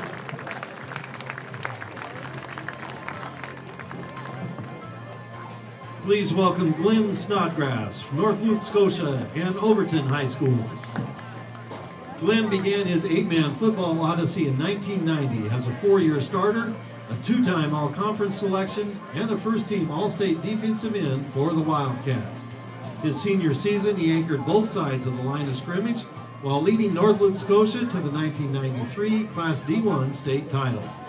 After being named the Huskerland Prep Report Defensive Player of the Year, he was also selected to play in the 1994 8-Man All-Star Game. Following high school, Glenn went on to become a dual-sport All-American in both football and basketball at Concordia University. After graduating from college, he was named head football coach at Overton High School, where from 1999 to 2010, he developed the Eagles into a perennial 8-man power. His 99 wins and 35 losses included 5 district titles, 2 state runner-up finishes, and the 2006 D1 state championship. During that span, Coach Snodgrass was selected to coach in the Shrine Bowl, the 8-Man All-Star Game, and was named the Huskerland Prep Report 8-Man Coach of the Year. The Nebraska 8-Man Football Coaches Association is honored to welcome him into the Football Hall of Fame class of 2019 for his accomplishments as both an 8-man football player and 8-man football coach. Glenn Snodgrass from North Loop, Scotia High School and Overton High School, accompanied by his family. Larry Zablujal from the Sertoma Club of Hastings. Larry joined the Hastings Sertoma Club in 1990 and became a member of the 8-man All-Star Committee in 1992. In his early years, he dedicated his time and effort to selling program advertising as well as handling game day t-shirt sales. In 2003, he became chair of the All-Star Committee, where he served for the next 11 plus years. During game week, Larry looked most forward to lining up the many activities for the players and coaches and watching lifelong bonds of friendship develop. With each year's festivities, he took great satisfaction in using the All-Star Week platform to remind everyone of the game's purpose, which is to raise money for the hearing-impaired children of Nebraska. For several decades, Larry was a key volunteer in making each All-Star Week a success, and his efforts are truly appreciated. The Nebraska 8-Man Football Coaches Association thanks him for his 25-plus years of service and is honored to welcome him into the 8-Man Football Hall of Fame class of 2019. Larry Zablujol from the Hastings Sertoma Club and his wife, Laura.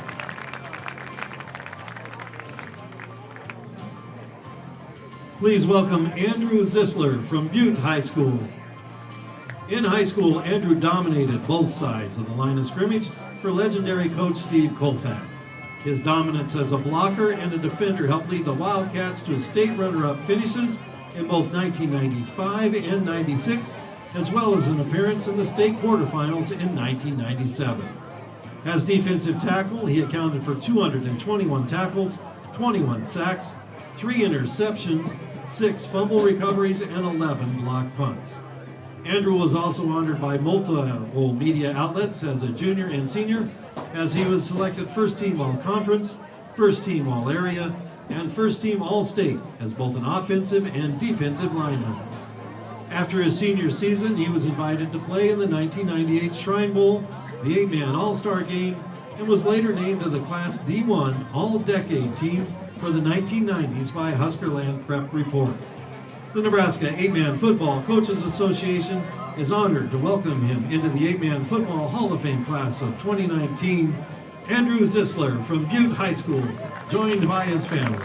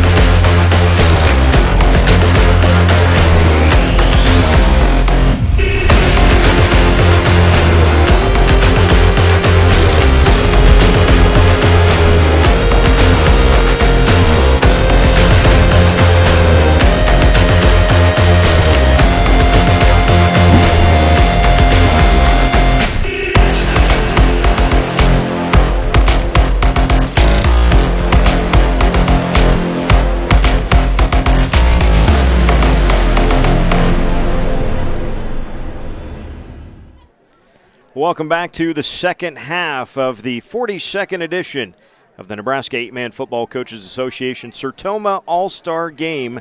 18-8, the West has the lead over the East as we get ready to start our second half, and it will be the East kicking to the West.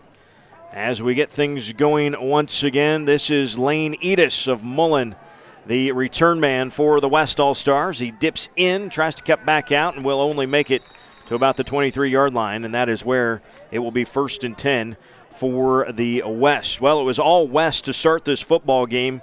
An interception by Gentry Anderson ended the first drive for the East All-Stars when they had a little something going on the ground. The first pass of the game was intercepted down at the 3-yard line.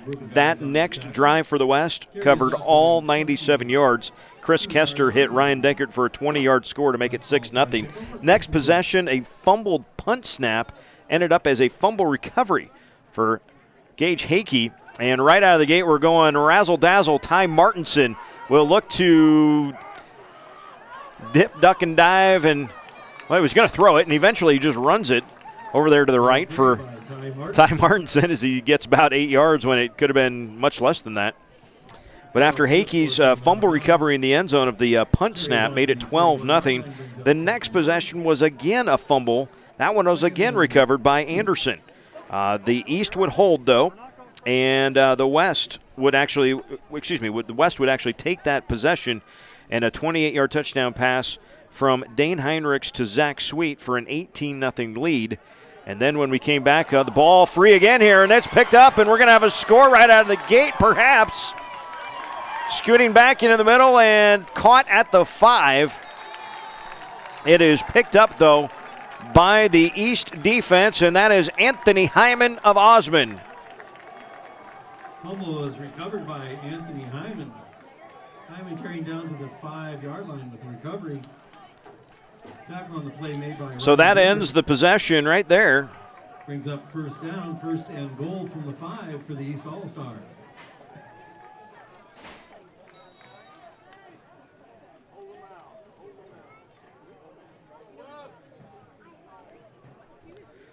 So, well, there's some highlights there. Finally, back in the first half, a 6.5-minute drive for the East.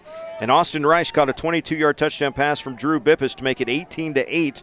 Punt, and half was filed. The final 3 possessions ended. This is John Christensen of BDS that took that snap. Went forward for 1, and then that was about it. So the East had a little bit of momentum there in that second quarter, and is going to try to convert it here. Christensen, of course, and the BDS Eagles, champions in D1 back in 2017. And John had a marvelous championship game as a junior that year. Led his BDS Eagles throughout the regular season as a senior, but that last game of the regular season went down with a knee injury, still sporting a knee brace on that right knee.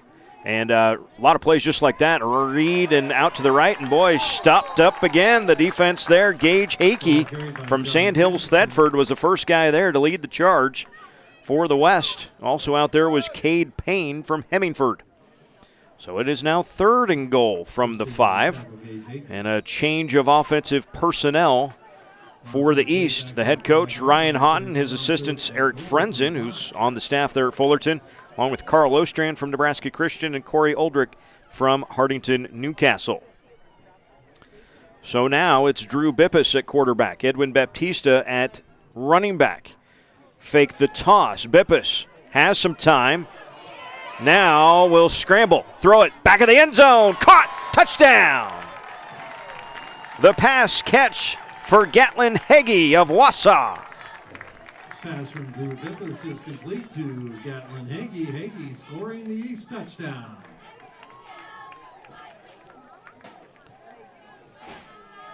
Bippus has his second touchdown pass of the game.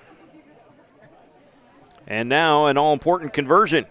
It's 18-14, just like that. The East, who has lost a couple of these in a row in the series with the West.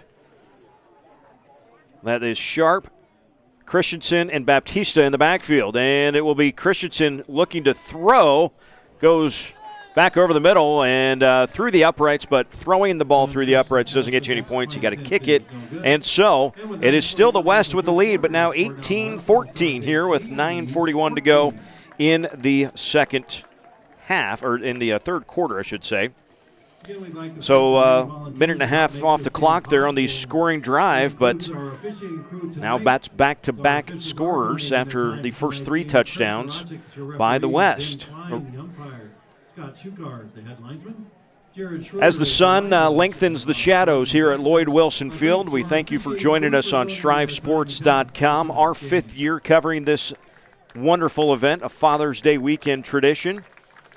For 42 years, the best 8-man players in the state of Nebraska have gathered here in Hastings for a week of learning from each other and about each other, making lifelong friends, and, oh yeah, they get to play a fun game again on a Saturday evening. And a couple years ago when the Coaches Association moved this game to the evening, it sure felt like it was a wonderful relief. And I know we're sitting in the shade, and everybody, in fact, here at the stadium is on the near side, so everybody's in the shade watching this game now.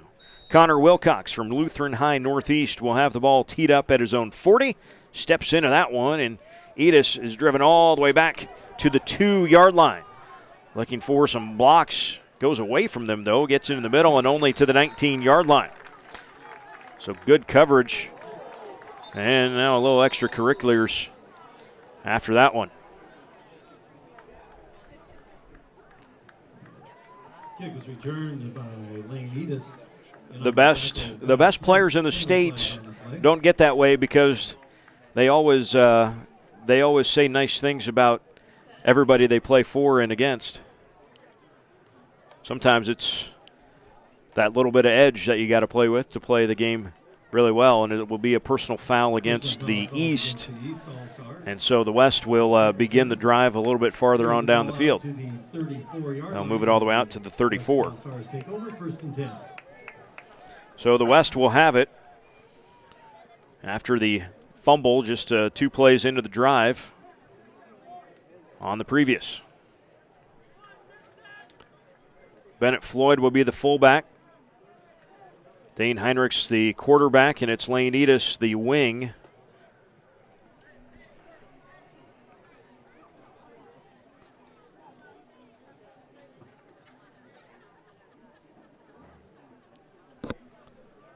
Getting everybody in the game clock ready to go. Edis in motion. Handed off to Lane, right side. He squirts through a small hole, picks up about 5. 2nd and 5 on the way. East defense led by John Christensen from BDS. Ball carried by Lane Edis. Tackle led by John Christensen. And now the West going a little quick to the line of scrimmage. Floyd, the fullback, on the quick hitter. Freudenberg in on the tackle from Humphrey St. Francis. Too good in there as well. From Nebraska Christian, 3rd and short. Upcoming. And again, the West quickly back to the line of scrimmage. And this time it's Floyd to the right side. He got 1, but he needed 2. And perhaps a little decision time here for Coach Jeff Shabram from Clearwater Orchard leading the West squad. Got some help from this week from Mark Detlefs of Bertrand, Scott Jorgensen from Paxton, and Steve Neptune from West Holt. 4th down, 4th and 1. And the decision has been made, apparently. Ty Martinson from Riverside trots out onto the field.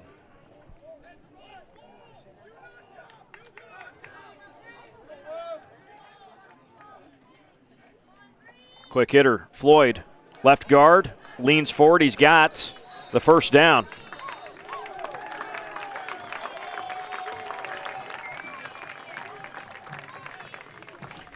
At halftime, you got to see the induction of 18 more people into the 8-man Hall of Fame. I had the names that were rattled off this year. Casey Baran from Sargent, Clint Eichmeyer and Corey Eichmeyer from Dodge, Doug Goltz from Fall City Sacred Heart. They're just the first 4 on the list, and they're pretty darn good, aren't they? Ty Martinson leans forward for a couple of yards behind a block of Zach Sweet. Ball carried by Ty Martin. Christensen, Freudenberg, Leishak in on the tackle, along with Bowerson for the East. This drive so far all on the ground. Already taken a little over 2 minutes off the game clock. Martinson goes in motion. Heinrichs, though, will play action. Stops, looks, sets up, fires. Oh, wide open behind everybody, but a dropped pass. Oh, thinking 6 that time. Kay Detker from Juanita Palisade. Oh, goodness gracious. There is a penalty flag down as well.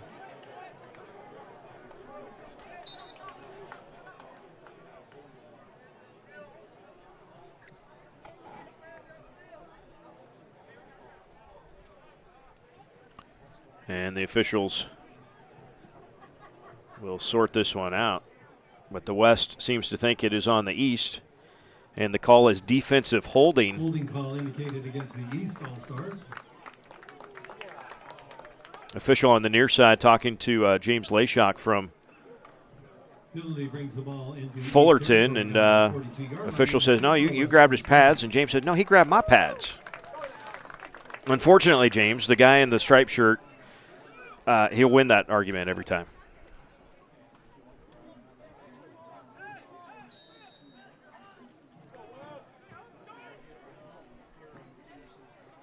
Heinrichs with a little speed option, looking to kick it outside for Rosiski, and he is upended. Well defended. Jarrett Widener, the flyer from St. Francis, has been in on, I tell you what, he has been a heck of an edge tackler.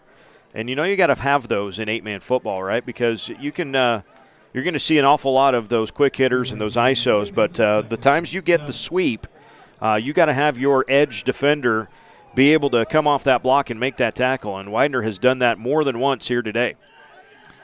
Handoff right side, hurdling a defender down the sideline. The penalty flag is coming out. What is this for? But Riley Rosiski from Pleasanton just showing off the hops. I hope this thing gets to stand now. There's a penalty flag down on the field. Coach Houghton on the far side thinks it will not.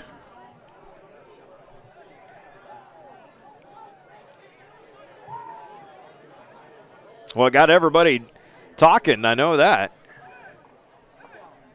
And a personal foul is the call against the offense. And right about the spot that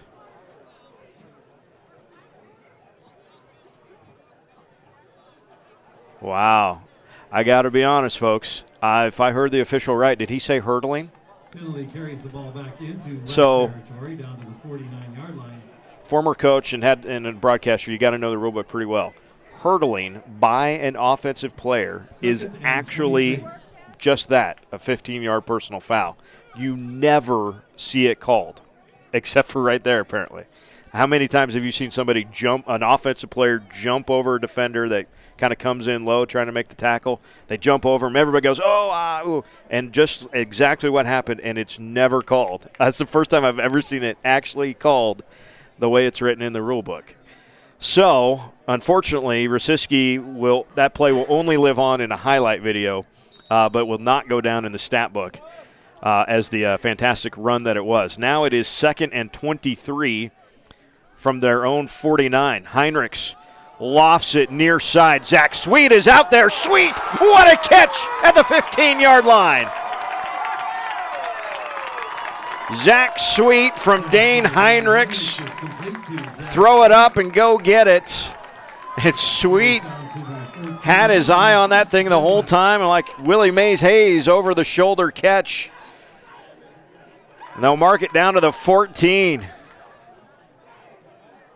Rosiski just came to the sideline. He's still fired up about his run, by the way.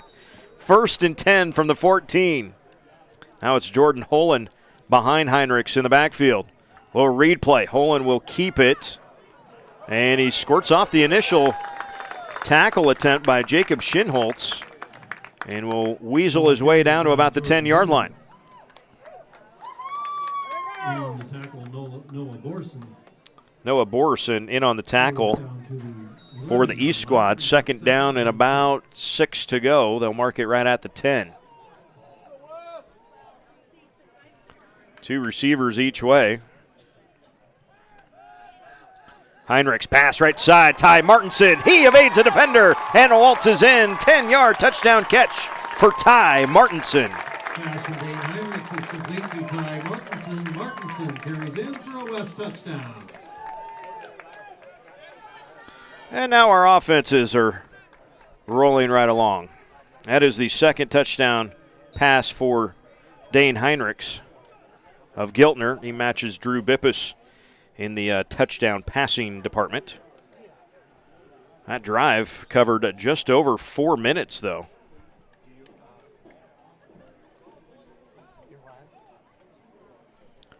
And from their own 34 is where it started, so 66 yards. And now in the importance of a football game, we got to try to get a good 2-point conversion. The West is 0 for 3 so far. Martinson takes the quick snap, now throws it, a little jump pass out to the right, and pass interference is going to be the call. The intended receiver was Cade Detker from Juanita Palisade, and I think the West is going to get another crack at this. Pass interference indicated against And that is indeed the case.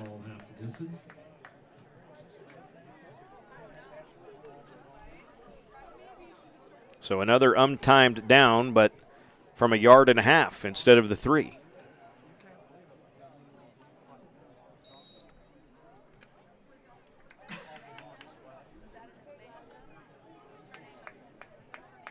Now Heinrichs with Floyd as his fullback.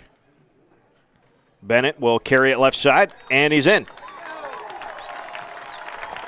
26-14. The West back in front. 5:36 to go, third quarter. Back to Hastings after this. It's thanks to you that we're where we are today. We're proud to watch these communities grow because they're our communities too. Our neighbors, our friends. It's where we live. These are all our hometowns. And no matter what, the people who will continue to serve your needs with the hometown support you know and trust are just down the street. Cornerstone Bank, growing together. Thanks to everyone involved at Hastings College. So the West is back in front by a couple of scores, 26-14 with 5:36 to go. My name is Eric Allgood, Strive Sports Director. We should mention our crew tonight. Marcus Shear is running our productions from Johnson County Central. Claire Anderson is our director tonight. Claire is from Adams Central. Noah Boyd is from Henderson, Nebraska. And we also have Dante. Dante, tell me your last name again.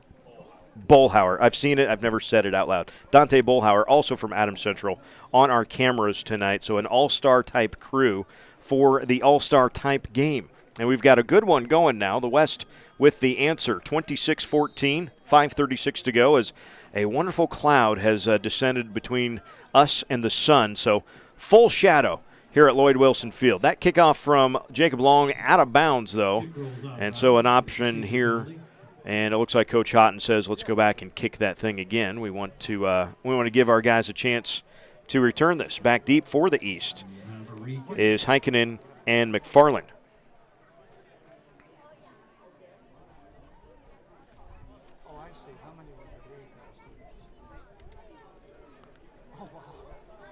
If you find a better summer night, you let me know, because now we got a little cloud cover, just enough breeze to keep the air moving around you. Man.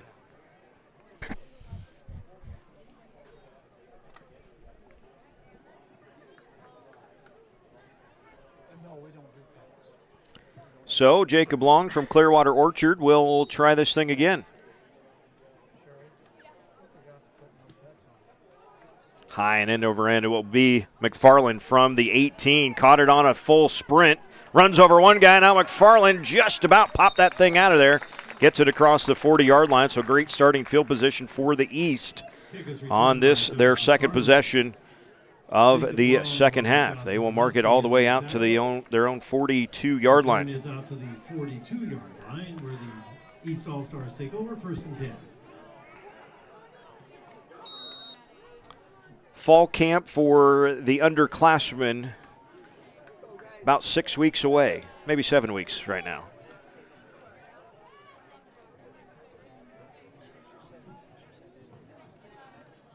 McFarland takes the handoff over left guard, and he runs into a wall of green jerseys. First guy there was Jacob Long. Oh, excuse me, that was Baptista. Jacob Long and others in on the tackle. We've seen a little bit of Josh McFarland at running back, but that was Edwin Baptista from Exeter Milligan Friend.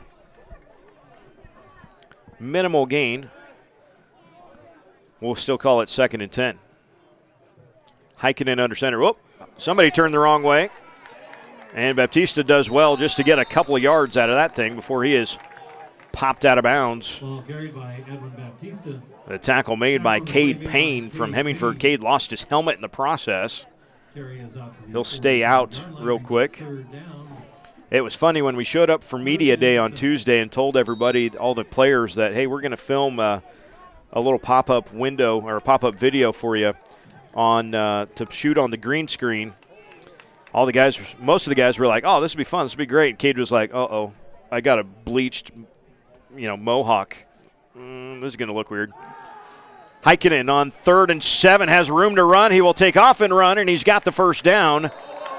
And then got hit late after the fact. Ball carried by Lane Heikkinen. And so a nice run by Heikkinen will get an extra 15 at the end of it.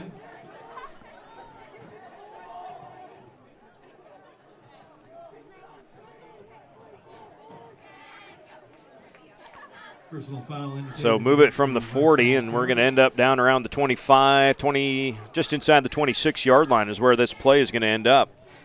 4:27 to go here in the third quarter. And, this is kind of a little bit of a typical 8-man all-star game. You get some turnovers early.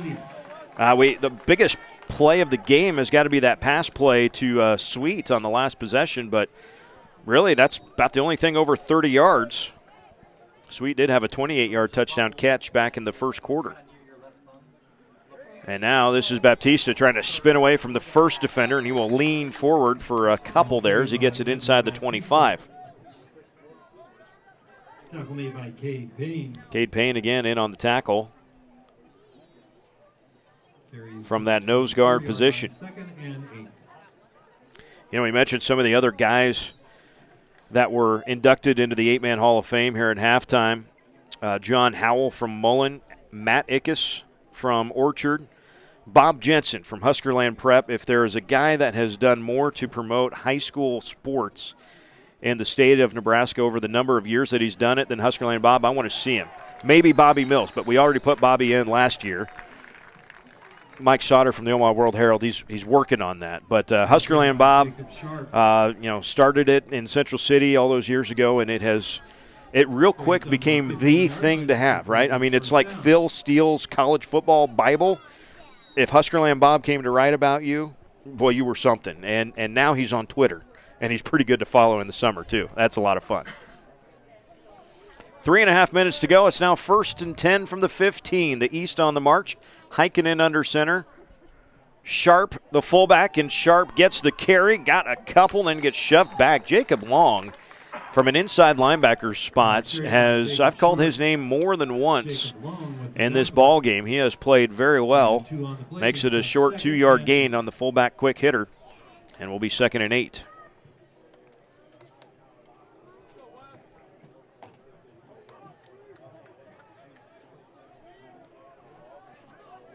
Baptista is the tailback. Sharp, the fullback, is winged off to the right, and they will give it to Baptista going to the left, and there is Long again. Another tackle for Jacob Long from Clearwater Orchard. Ball carried by Edwin Baptista. Well, when Coach Shabram is your head guy one more time, I guess you're going to be fired up for it, and that is 2 good tackles in a row for Jacob Long. It's now 3rd and 8 here for the East. Trailing by 12 with 2.5 minutes to go in the third. Most likely 2-down territory if you need it. The end on the far side is Austin Rice On the near side is Gatlin Heggie. And both those guys take out for the pass. Heikkinen looking left. Now stops, rolling back to his right. Who has he got? Throws it over the middle for Baptista. Makes the catch. Spins at the 5. It's first and goal. East squad with no penalty flags down on the play. A little bit of razzle-dazzle scramble there for Heikkinen to find Baptista late. And it will be first and goal at the 5. By the way, this week, Bobby Mills on Twitter had some great trivia tweets. I really enjoyed those. The most 1,000-yard rushers by a school. That was a good one. That one just got answered today. Baptista, right side, bounces out, looking for the pylon. Got it. Touchdown, Edwin Baptista. 5-yard run for Edwin Baptista of Exeter Milligan Friend.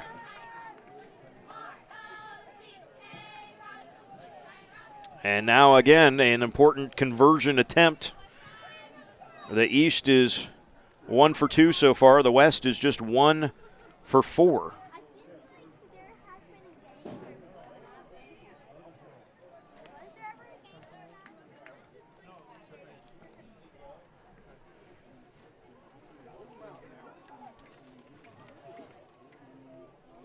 So Heikkinen with Baptista now to his right. And this will be Heikkinen all the way to the right side. Boy, easy walking there. Heikkinen walks in 26-22. The East claws its way back.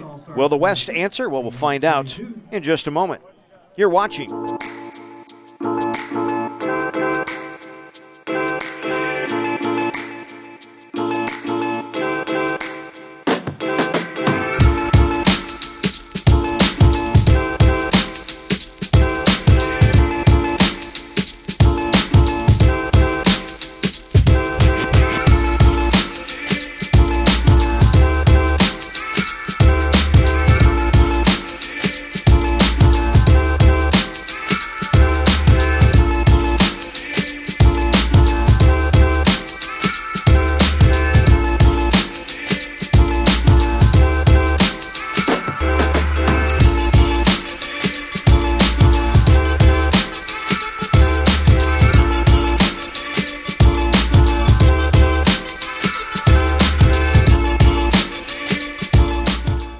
the drive covered 4 minutes and 2 seconds and went 58 yards, and Edwin Baptista runs it in from the 5 for his first score of the game. Heikkinen with the conversion run, and so the West still leading, but the East is now down 4, 26-22, and the ensuing kickoff from Austin Rice is a good driving kickoff. Edis will retreat all the way to the 1. Now looking for a sideline return, gets it out to about the 23-yard line, where it will be first down for the West. James Layshock in on the tackle for the East All-Stars. Returns out to the 24-yard line. That's first down, first and 10 West. You know, the other thing that I think is interesting when you talk about an all-star game is, by and large, these guys that are on the field, they were the ringleaders for their squads. It's interesting to kind of watch them throughout a week of practices to see who becomes the leader of the leaders, really. Fullback trap up the middle that time for the West, and that's Jordan Holland from Bertrand who makes the carry. Grant Hollinger from Cross County was in on the tackle. Edis comes in motion, and they will fake it to Lane. Dane Heinrich still has it, trying to throw, but he won't get it off. The sack in the backfield comes from number 6, Lane Hegeman from Howells Dodge. On an afternoon and evening when the Eichmeyer boys from Dodge get inducted into the 8-Man Hall of Fame, Hegeman says, hey, we still play football on Highway 91. We play it pretty doggone good, too. Final 30 seconds of the third quarter. Heinrichs in the shotgun on 3rd and 13. loft it deep. That's Denkert, the intended receiver, but just over Ryan's head. And incomplete, and now it will be 4th down. And a punt going into just a little bit that breeze. Again, there's not much of a breeze, but what breeze there is into the face of the West for this punt. So on to do the kicking will be Chris Kester. Back to return will be Josh McFarland. Rosiski late getting on the field, but does in time. Good snap. Kester gets off an end-over-end kick. Not particularly far. Sweet will let it bounce, and it will be downed. Still on the west side of the field. West 49-yard line. East All-Stars take over. 1st and 10. 6 seconds remaining in the 3rd quarter. 6 seconds until we let you know who the winner of the autographed football is. Have your tickets ready.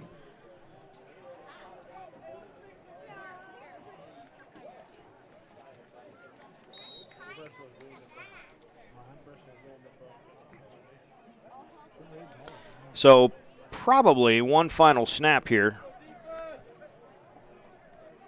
as Kobe Dillon from Palmyra comes out to play quarterback on this one.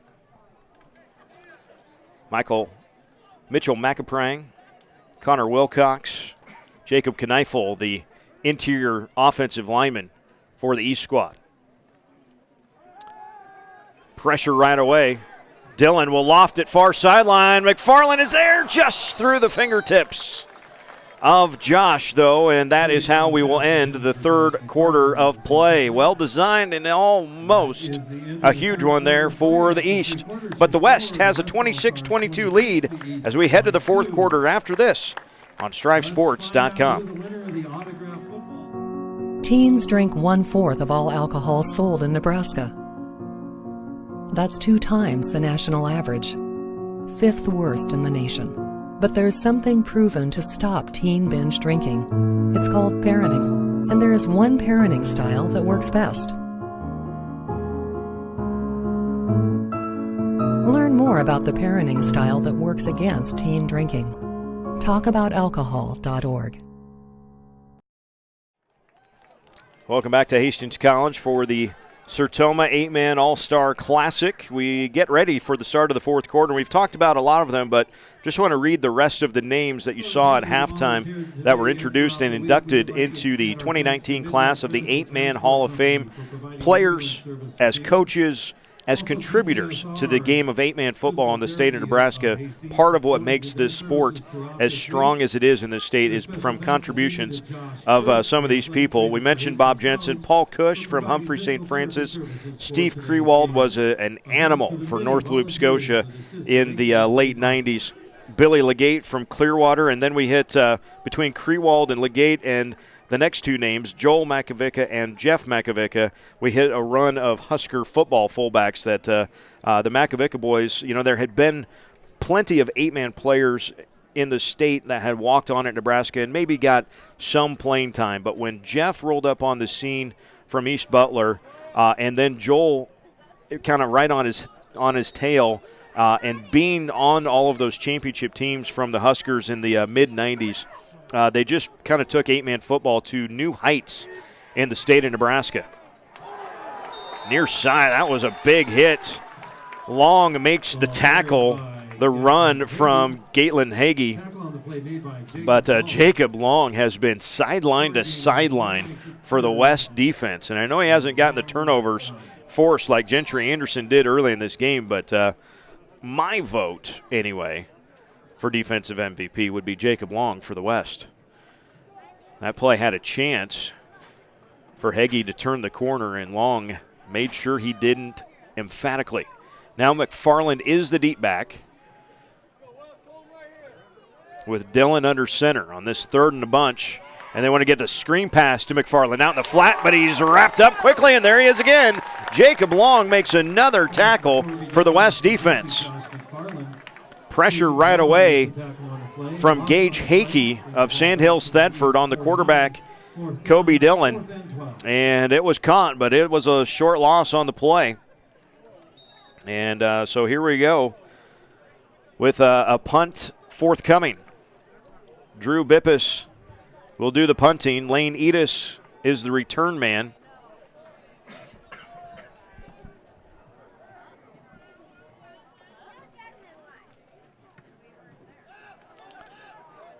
And Edis will take it on one hop. Caught it on the run. Just lowers his head and runs through the first defender.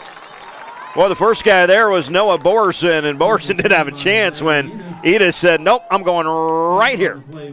Forward. Too Good ends up making the tackle, but Lane Edis. Boy, if Borson doesn't make that tackle, Edis might have ended up down in Kansas somewhere, the head of steam he had.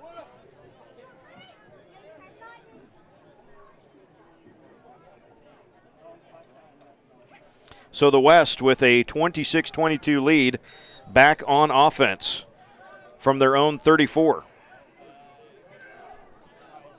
Martinson in motion. Kester will keep it, though.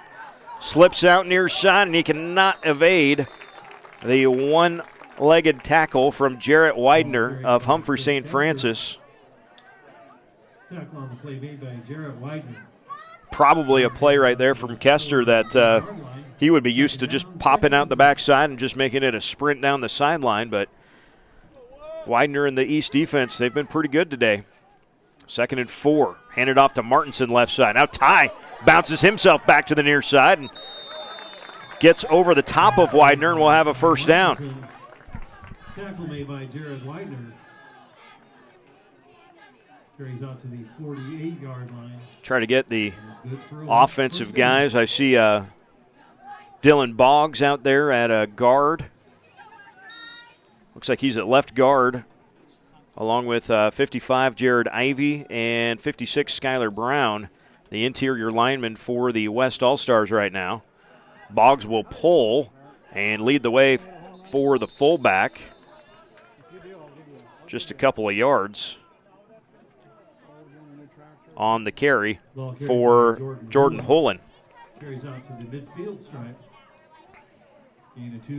Well, we got some notes from the coaching staffs earlier this week about, who's going to start where, but who might get what carries and whatnot. And we were told from the West, Coach Jeff Shabram, we're going to give everybody a chance at it, and maybe Edis has gotten a few more carries than some other guys, but Kester's carried it plenty too, and then Kester bobbles the snap in the backfield, and Widener says that's enough of that. Jarrett Widener. I don't think that was a design corner blitz, but Widener recognized that there was trouble in the backfield and shot in there for the drop shot. And it will be 3rd and a bunch for the West All-Stars. He's up 3rd and 13. 3rd and 13 is what they're going to call it. 8.5 minutes to go, 4th quarter. The West protecting a 4-point lead. Holland is the running back behind Kester. A blitz. Kester gets a block in the backfield, and this one's coming back no matter what happens. Holland gets hit right away as soon as he catches it. In fact, the East might just decline this penalty so they can force a 4th and 10 here. Yep, that's what Coach Houghton is motioning on the far side right away. They got a hold or a block in the back as Kester trying to roll out there, but the pass was caught for – well, they actually lost a yard anyway on the play, so decline the penalty, and it will be 4th down and about 13 or 14 yards here for the West. So the East defense does their job and forces a punt. So Kester is back to punt for the West. Heikkinen back to return for the East. Good snap. Floating kick right down the middle of the field. High bounce on the field turf, and it will be downed by Bennett Floyd at the 22-yard line.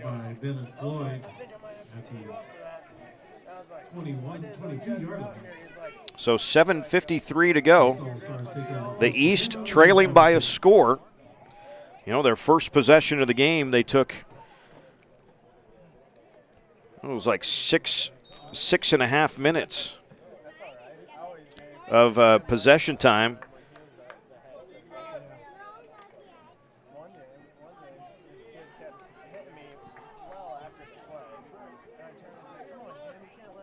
Yeah, 6.5 minutes to go, 80 yards. This is Baptista on the toss sweep. It's carried by Edwin Baptista. Cade Detker, I believe, was one of the first guys over there. Nope, 20, excuse me, not 28. 20 was Gage Hakey from Sandhills Thedford. About 3 on the play, 2nd and 7 for the East.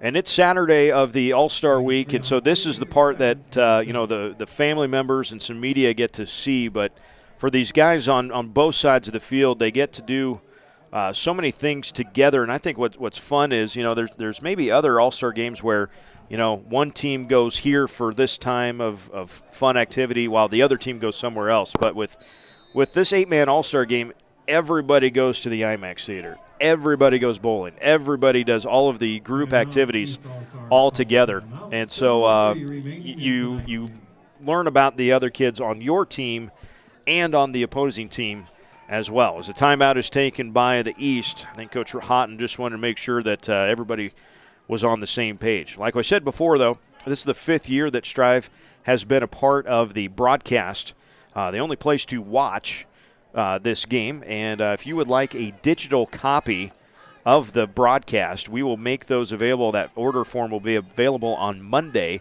on the post that you're watching on strivesports.com. And fill out the order form, and we will email you a link that you can download the entire broadcast from the player intros, the Hall of Fame introductions at halftime, and even our postgame wrap-up.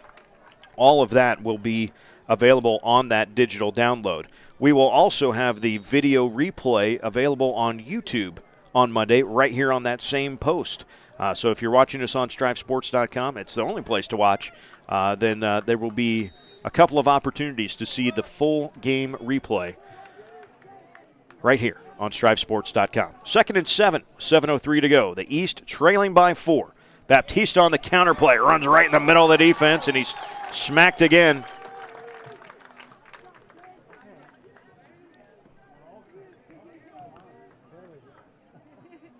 Carried by Edwin Baptista.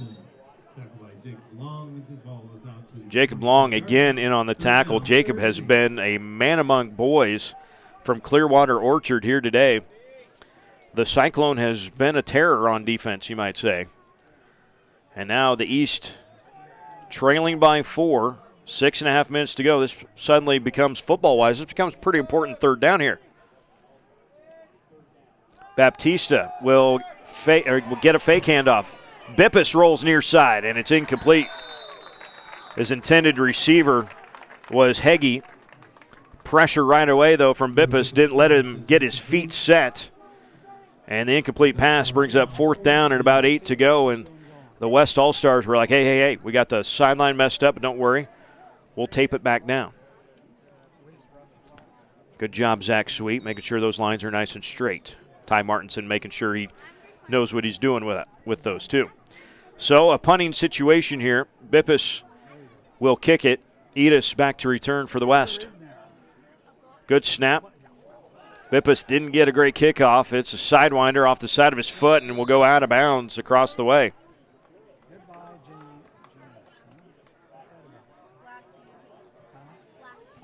So they will mark it at the 42-yard line or 43-yard line. So pretty good starting field position with 6:06 to play.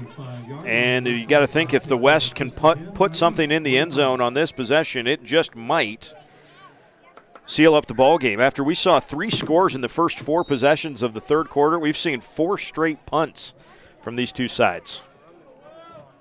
Heinrichs under center on 1st down. This is Edis on the sweep play. Puts his foot in the ground and cuts up field.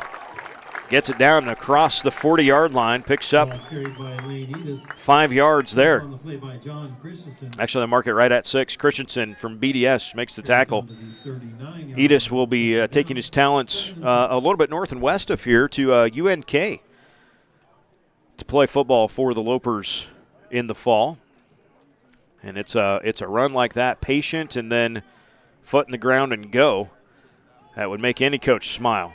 Now he cuts back against the grain, but runs right into a wall of yellow jerseys, and then we get a late flag on that one. Tackle was made by Mike Jensen of Windside.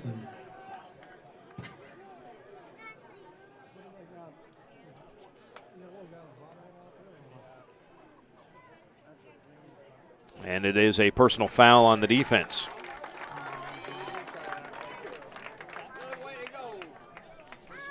So 15 yards and an automatic first down for the West. Moves the ball down to the 24-yard line. First down, 1st and 10, West.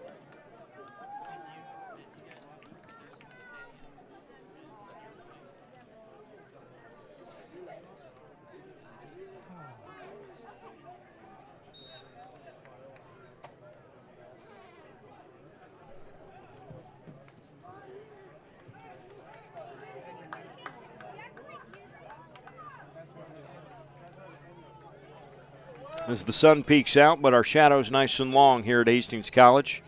Heinrichs under center. Floyd is fullback. Edis there in motion. And give it to Floyd, the fullback, and he is spun down quickly. First guy off the bottom of the pile there was Noah Borson. Safety blitz. Boy, right up the middle. The safety to get the fullback in the backfield and spin him down for a loss of 1. Borson, he was a shooting missile to get in there. So 2nd and 11 for the West as Heinrichs and Martinson join their teammates in the offensive huddle.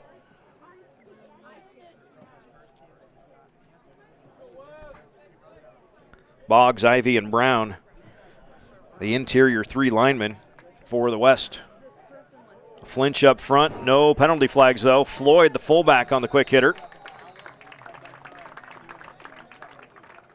Picks up about half of the necessary yardage.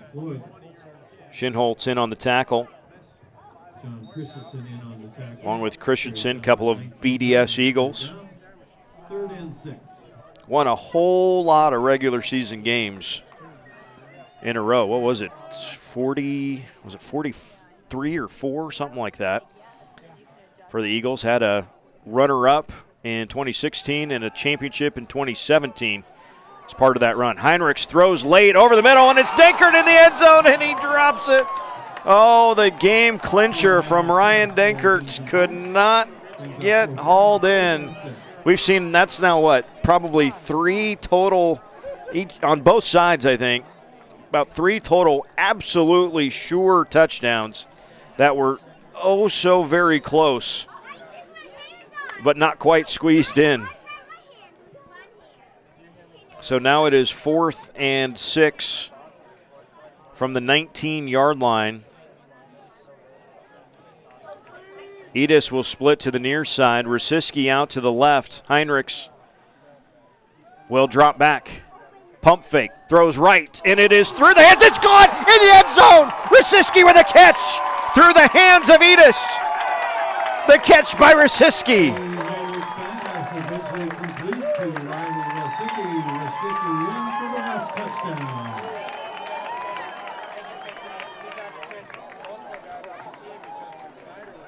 The 3rd touchdown pass from Heinrichs. Sure, why not? Do we give Edis an assist on that? Through the hands of Lane and into the hands of Riley Rosiski. And that probably secures a victory for the West. But you never know. These are all-stars after all. Through the... And a big old bear hug from Edis and Rosiski on the near sideline.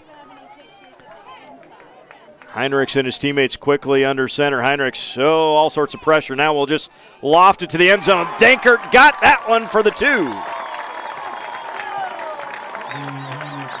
How about that? 34-22, your score. West out in front. A momentary pause, and we'll come back for our kickoff after this. It's thanks to you that we're where we are today. We're proud to watch these communities grow because they're our communities too. Our neighbors, our friends. It's where we live. These are all our hometowns. And no matter what, The people who will continue to serve your needs with the hometown support you know and trust are just down the street. Cornerstone Bank. Growing together. 3:27 left to go in this one, and at halftime we had the induction of the 2019 class of the 8-man Hall of Fame, and I want to just read off the rest of the names.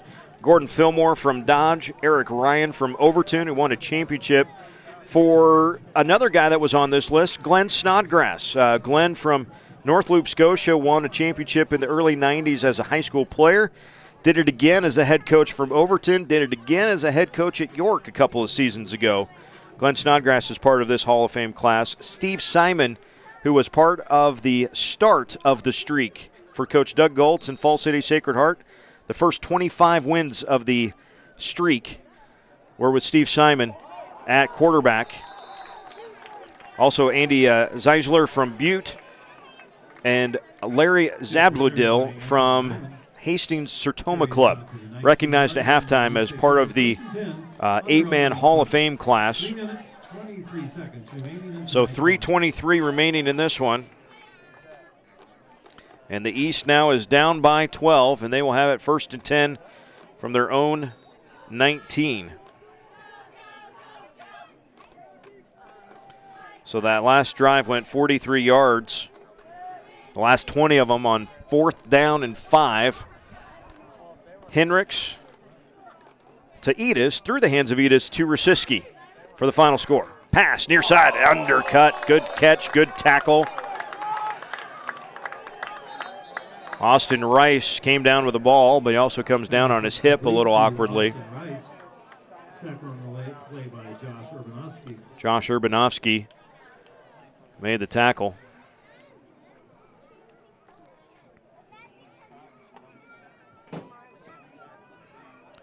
For a gain of about 1.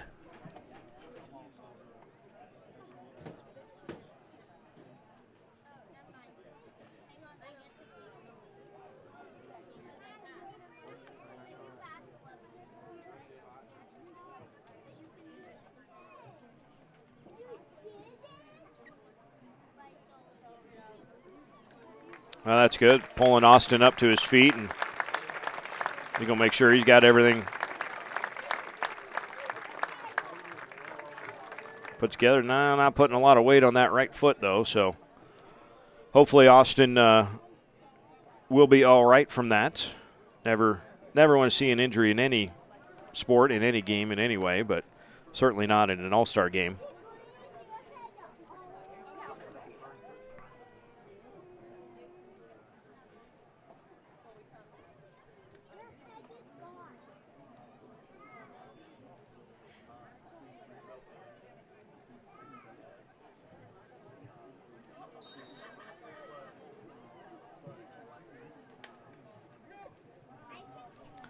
So the clock winds again for the East, trailing by 12, 3 minutes to go.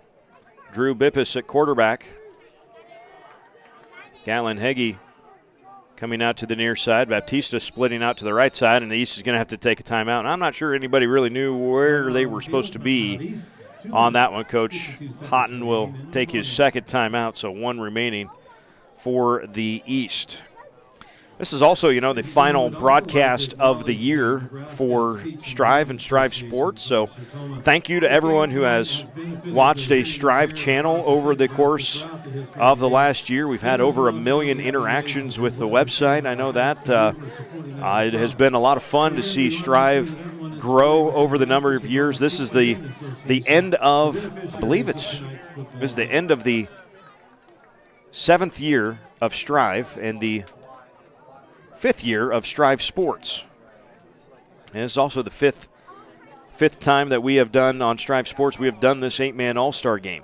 So we are ready to go with year number 6 of Strive Sports coming up in the fall. And I know more schools that we are excited to work with. And I would encourage, if you're a school, and I know we've got a lot of 8-man schools that use the Strive Network. We have a lot of Class C1, C2, B, A schools that use the Strive Network. So if you're interested, shoot us an email. We're not too hard to find. They're Strive's strive.tv will find you a spot to get in contact.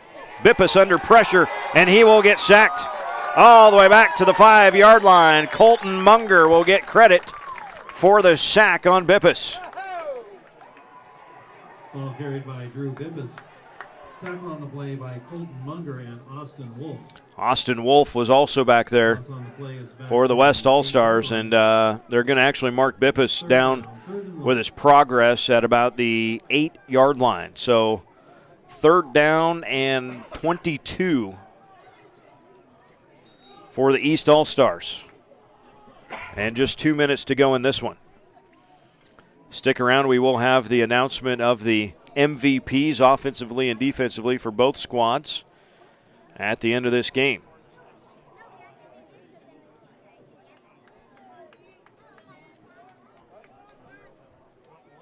A late arriver, that is James Leishaki, plays tight end now on the near side.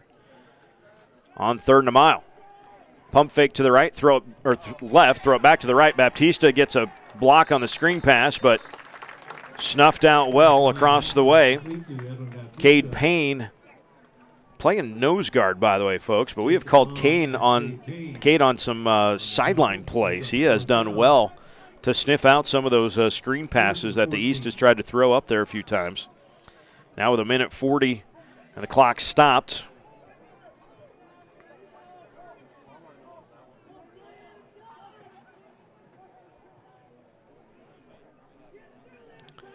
This is going to be go time here. Heikkinen will be the quarterback. 2 receivers split out to each way. And a 4-man rush. Heikkinen spins away from it initially. Now he's got room to run, and Heikkinen's going to pick up a 1st down and some more. Now he looks for a block near side. Heikkinen still on his feet. Penalty flag is going to come down in the middle of the field. Jacob Long makes the tackle. But the officials are going to be throwing a foul for an illegal block, I believe, on one of the East squad. And so it's going to be forward to the spot of the foul and then backwards another 15 for the East. It will be 4th down again, though.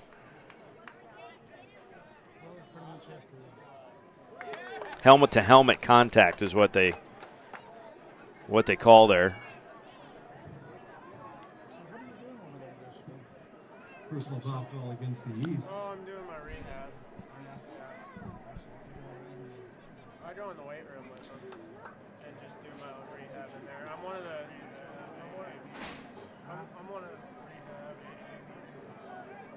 one of the team leaders, so I speak to the team. And the down marker across the way says first, but the head official holds up a fist. That indicates 4th down. 4th down, 4th and 12. Yeah, 4th and 12. And now the West. And Coach Jeff Shabram won a timeout.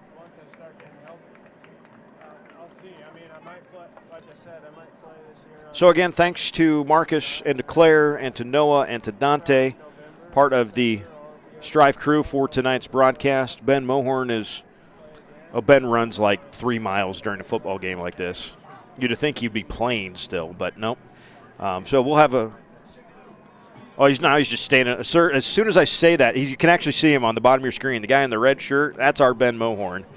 And all of the creative videos, photos that you've seen over the last year on Strive. There's a good shot at Ben. All the fun videos, the intros for tonight's game, that comes from that mind of that insanely creative 19-year-old right there, folks. And we've got him. You can't have him. He's really good and has been a welcome addition to our team. And we look forward to Ben being able to I should text him so he turns around real quick.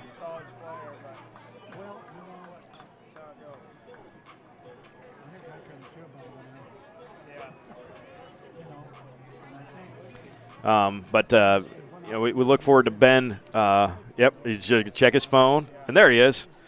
I'll just wave at us. There's Ben. We've been talking about it. That's going to be hilarious on the replay. He's usually not on camera.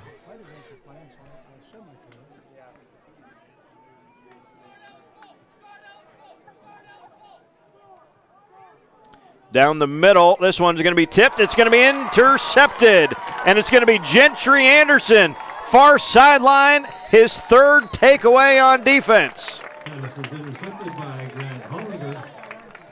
Hollinger carries down to the 7-yard line.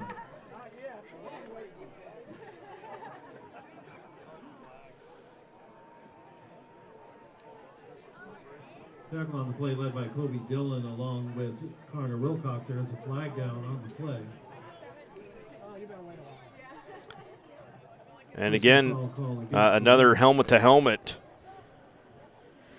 But the second INT for Gentry Anderson, his third total takeaway. And, you know, maybe we can split that MVP because Anderson has made the quote-unquote highlight plays. Jacob Long has made a whole lot of tackles for the West. In any effect, whoever gets the MVP, that's really not the important part. What is important is how well the West has played. I think, if I'm not mistaken, this is at least the third in a row for the West in this series.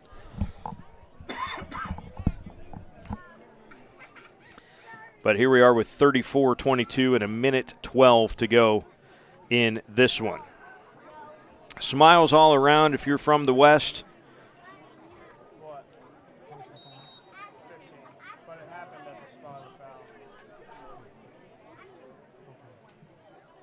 And probably just a few more snaps of this thing will do it. Chris Kester will go under center.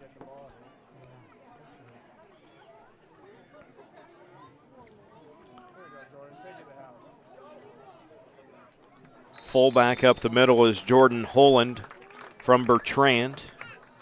About 5 on the play. Jarrett Widener has been great on defense. A lot of edge tackles tonight, but Jarrett makes one on the interior that time. It's a fun week for these guys. It's a fun night of broadcasting for us on Strive Sports, so thanks for joining us. One final reminder that if you would like a digital copy of tonight's game from pregame intros all the way through our postgame, it can be that order form will be available on Monday on our website. This post that you're watching right here, strivesports.com, as Jacob Long gets a carry. We called him all night on defense, but he gets a carry in the backfield that time. If you'd like that digital copy, fill out that order form on Monday, and we will get you taken care of with a file that you can download yourself and use on whatever device and however you would like to use it. Or it will also be available on YouTube on Monday on the post that you're watching right now. The final seconds ticking down. Coach Jeff Shabram giving hugs to his west side. Coach Ryan Houghton coaching the east side. And a standing ovation for these fine All-Stars. For some, putting on the pads for one final time. For others, it will be another trip to the football field coming up this fall. But whatever the path takes them, they will always be able to say that they were an 8-man All-Star. Final score, West 34, East 22. Stay with us. We will have the announcement of the most valuable players on both squads coming up in a few moments. West offensive MVP for tonight's game is Dane Heinrichs from Giltner. And the West defensive MVP, Gentry Anderson from Arapahoe.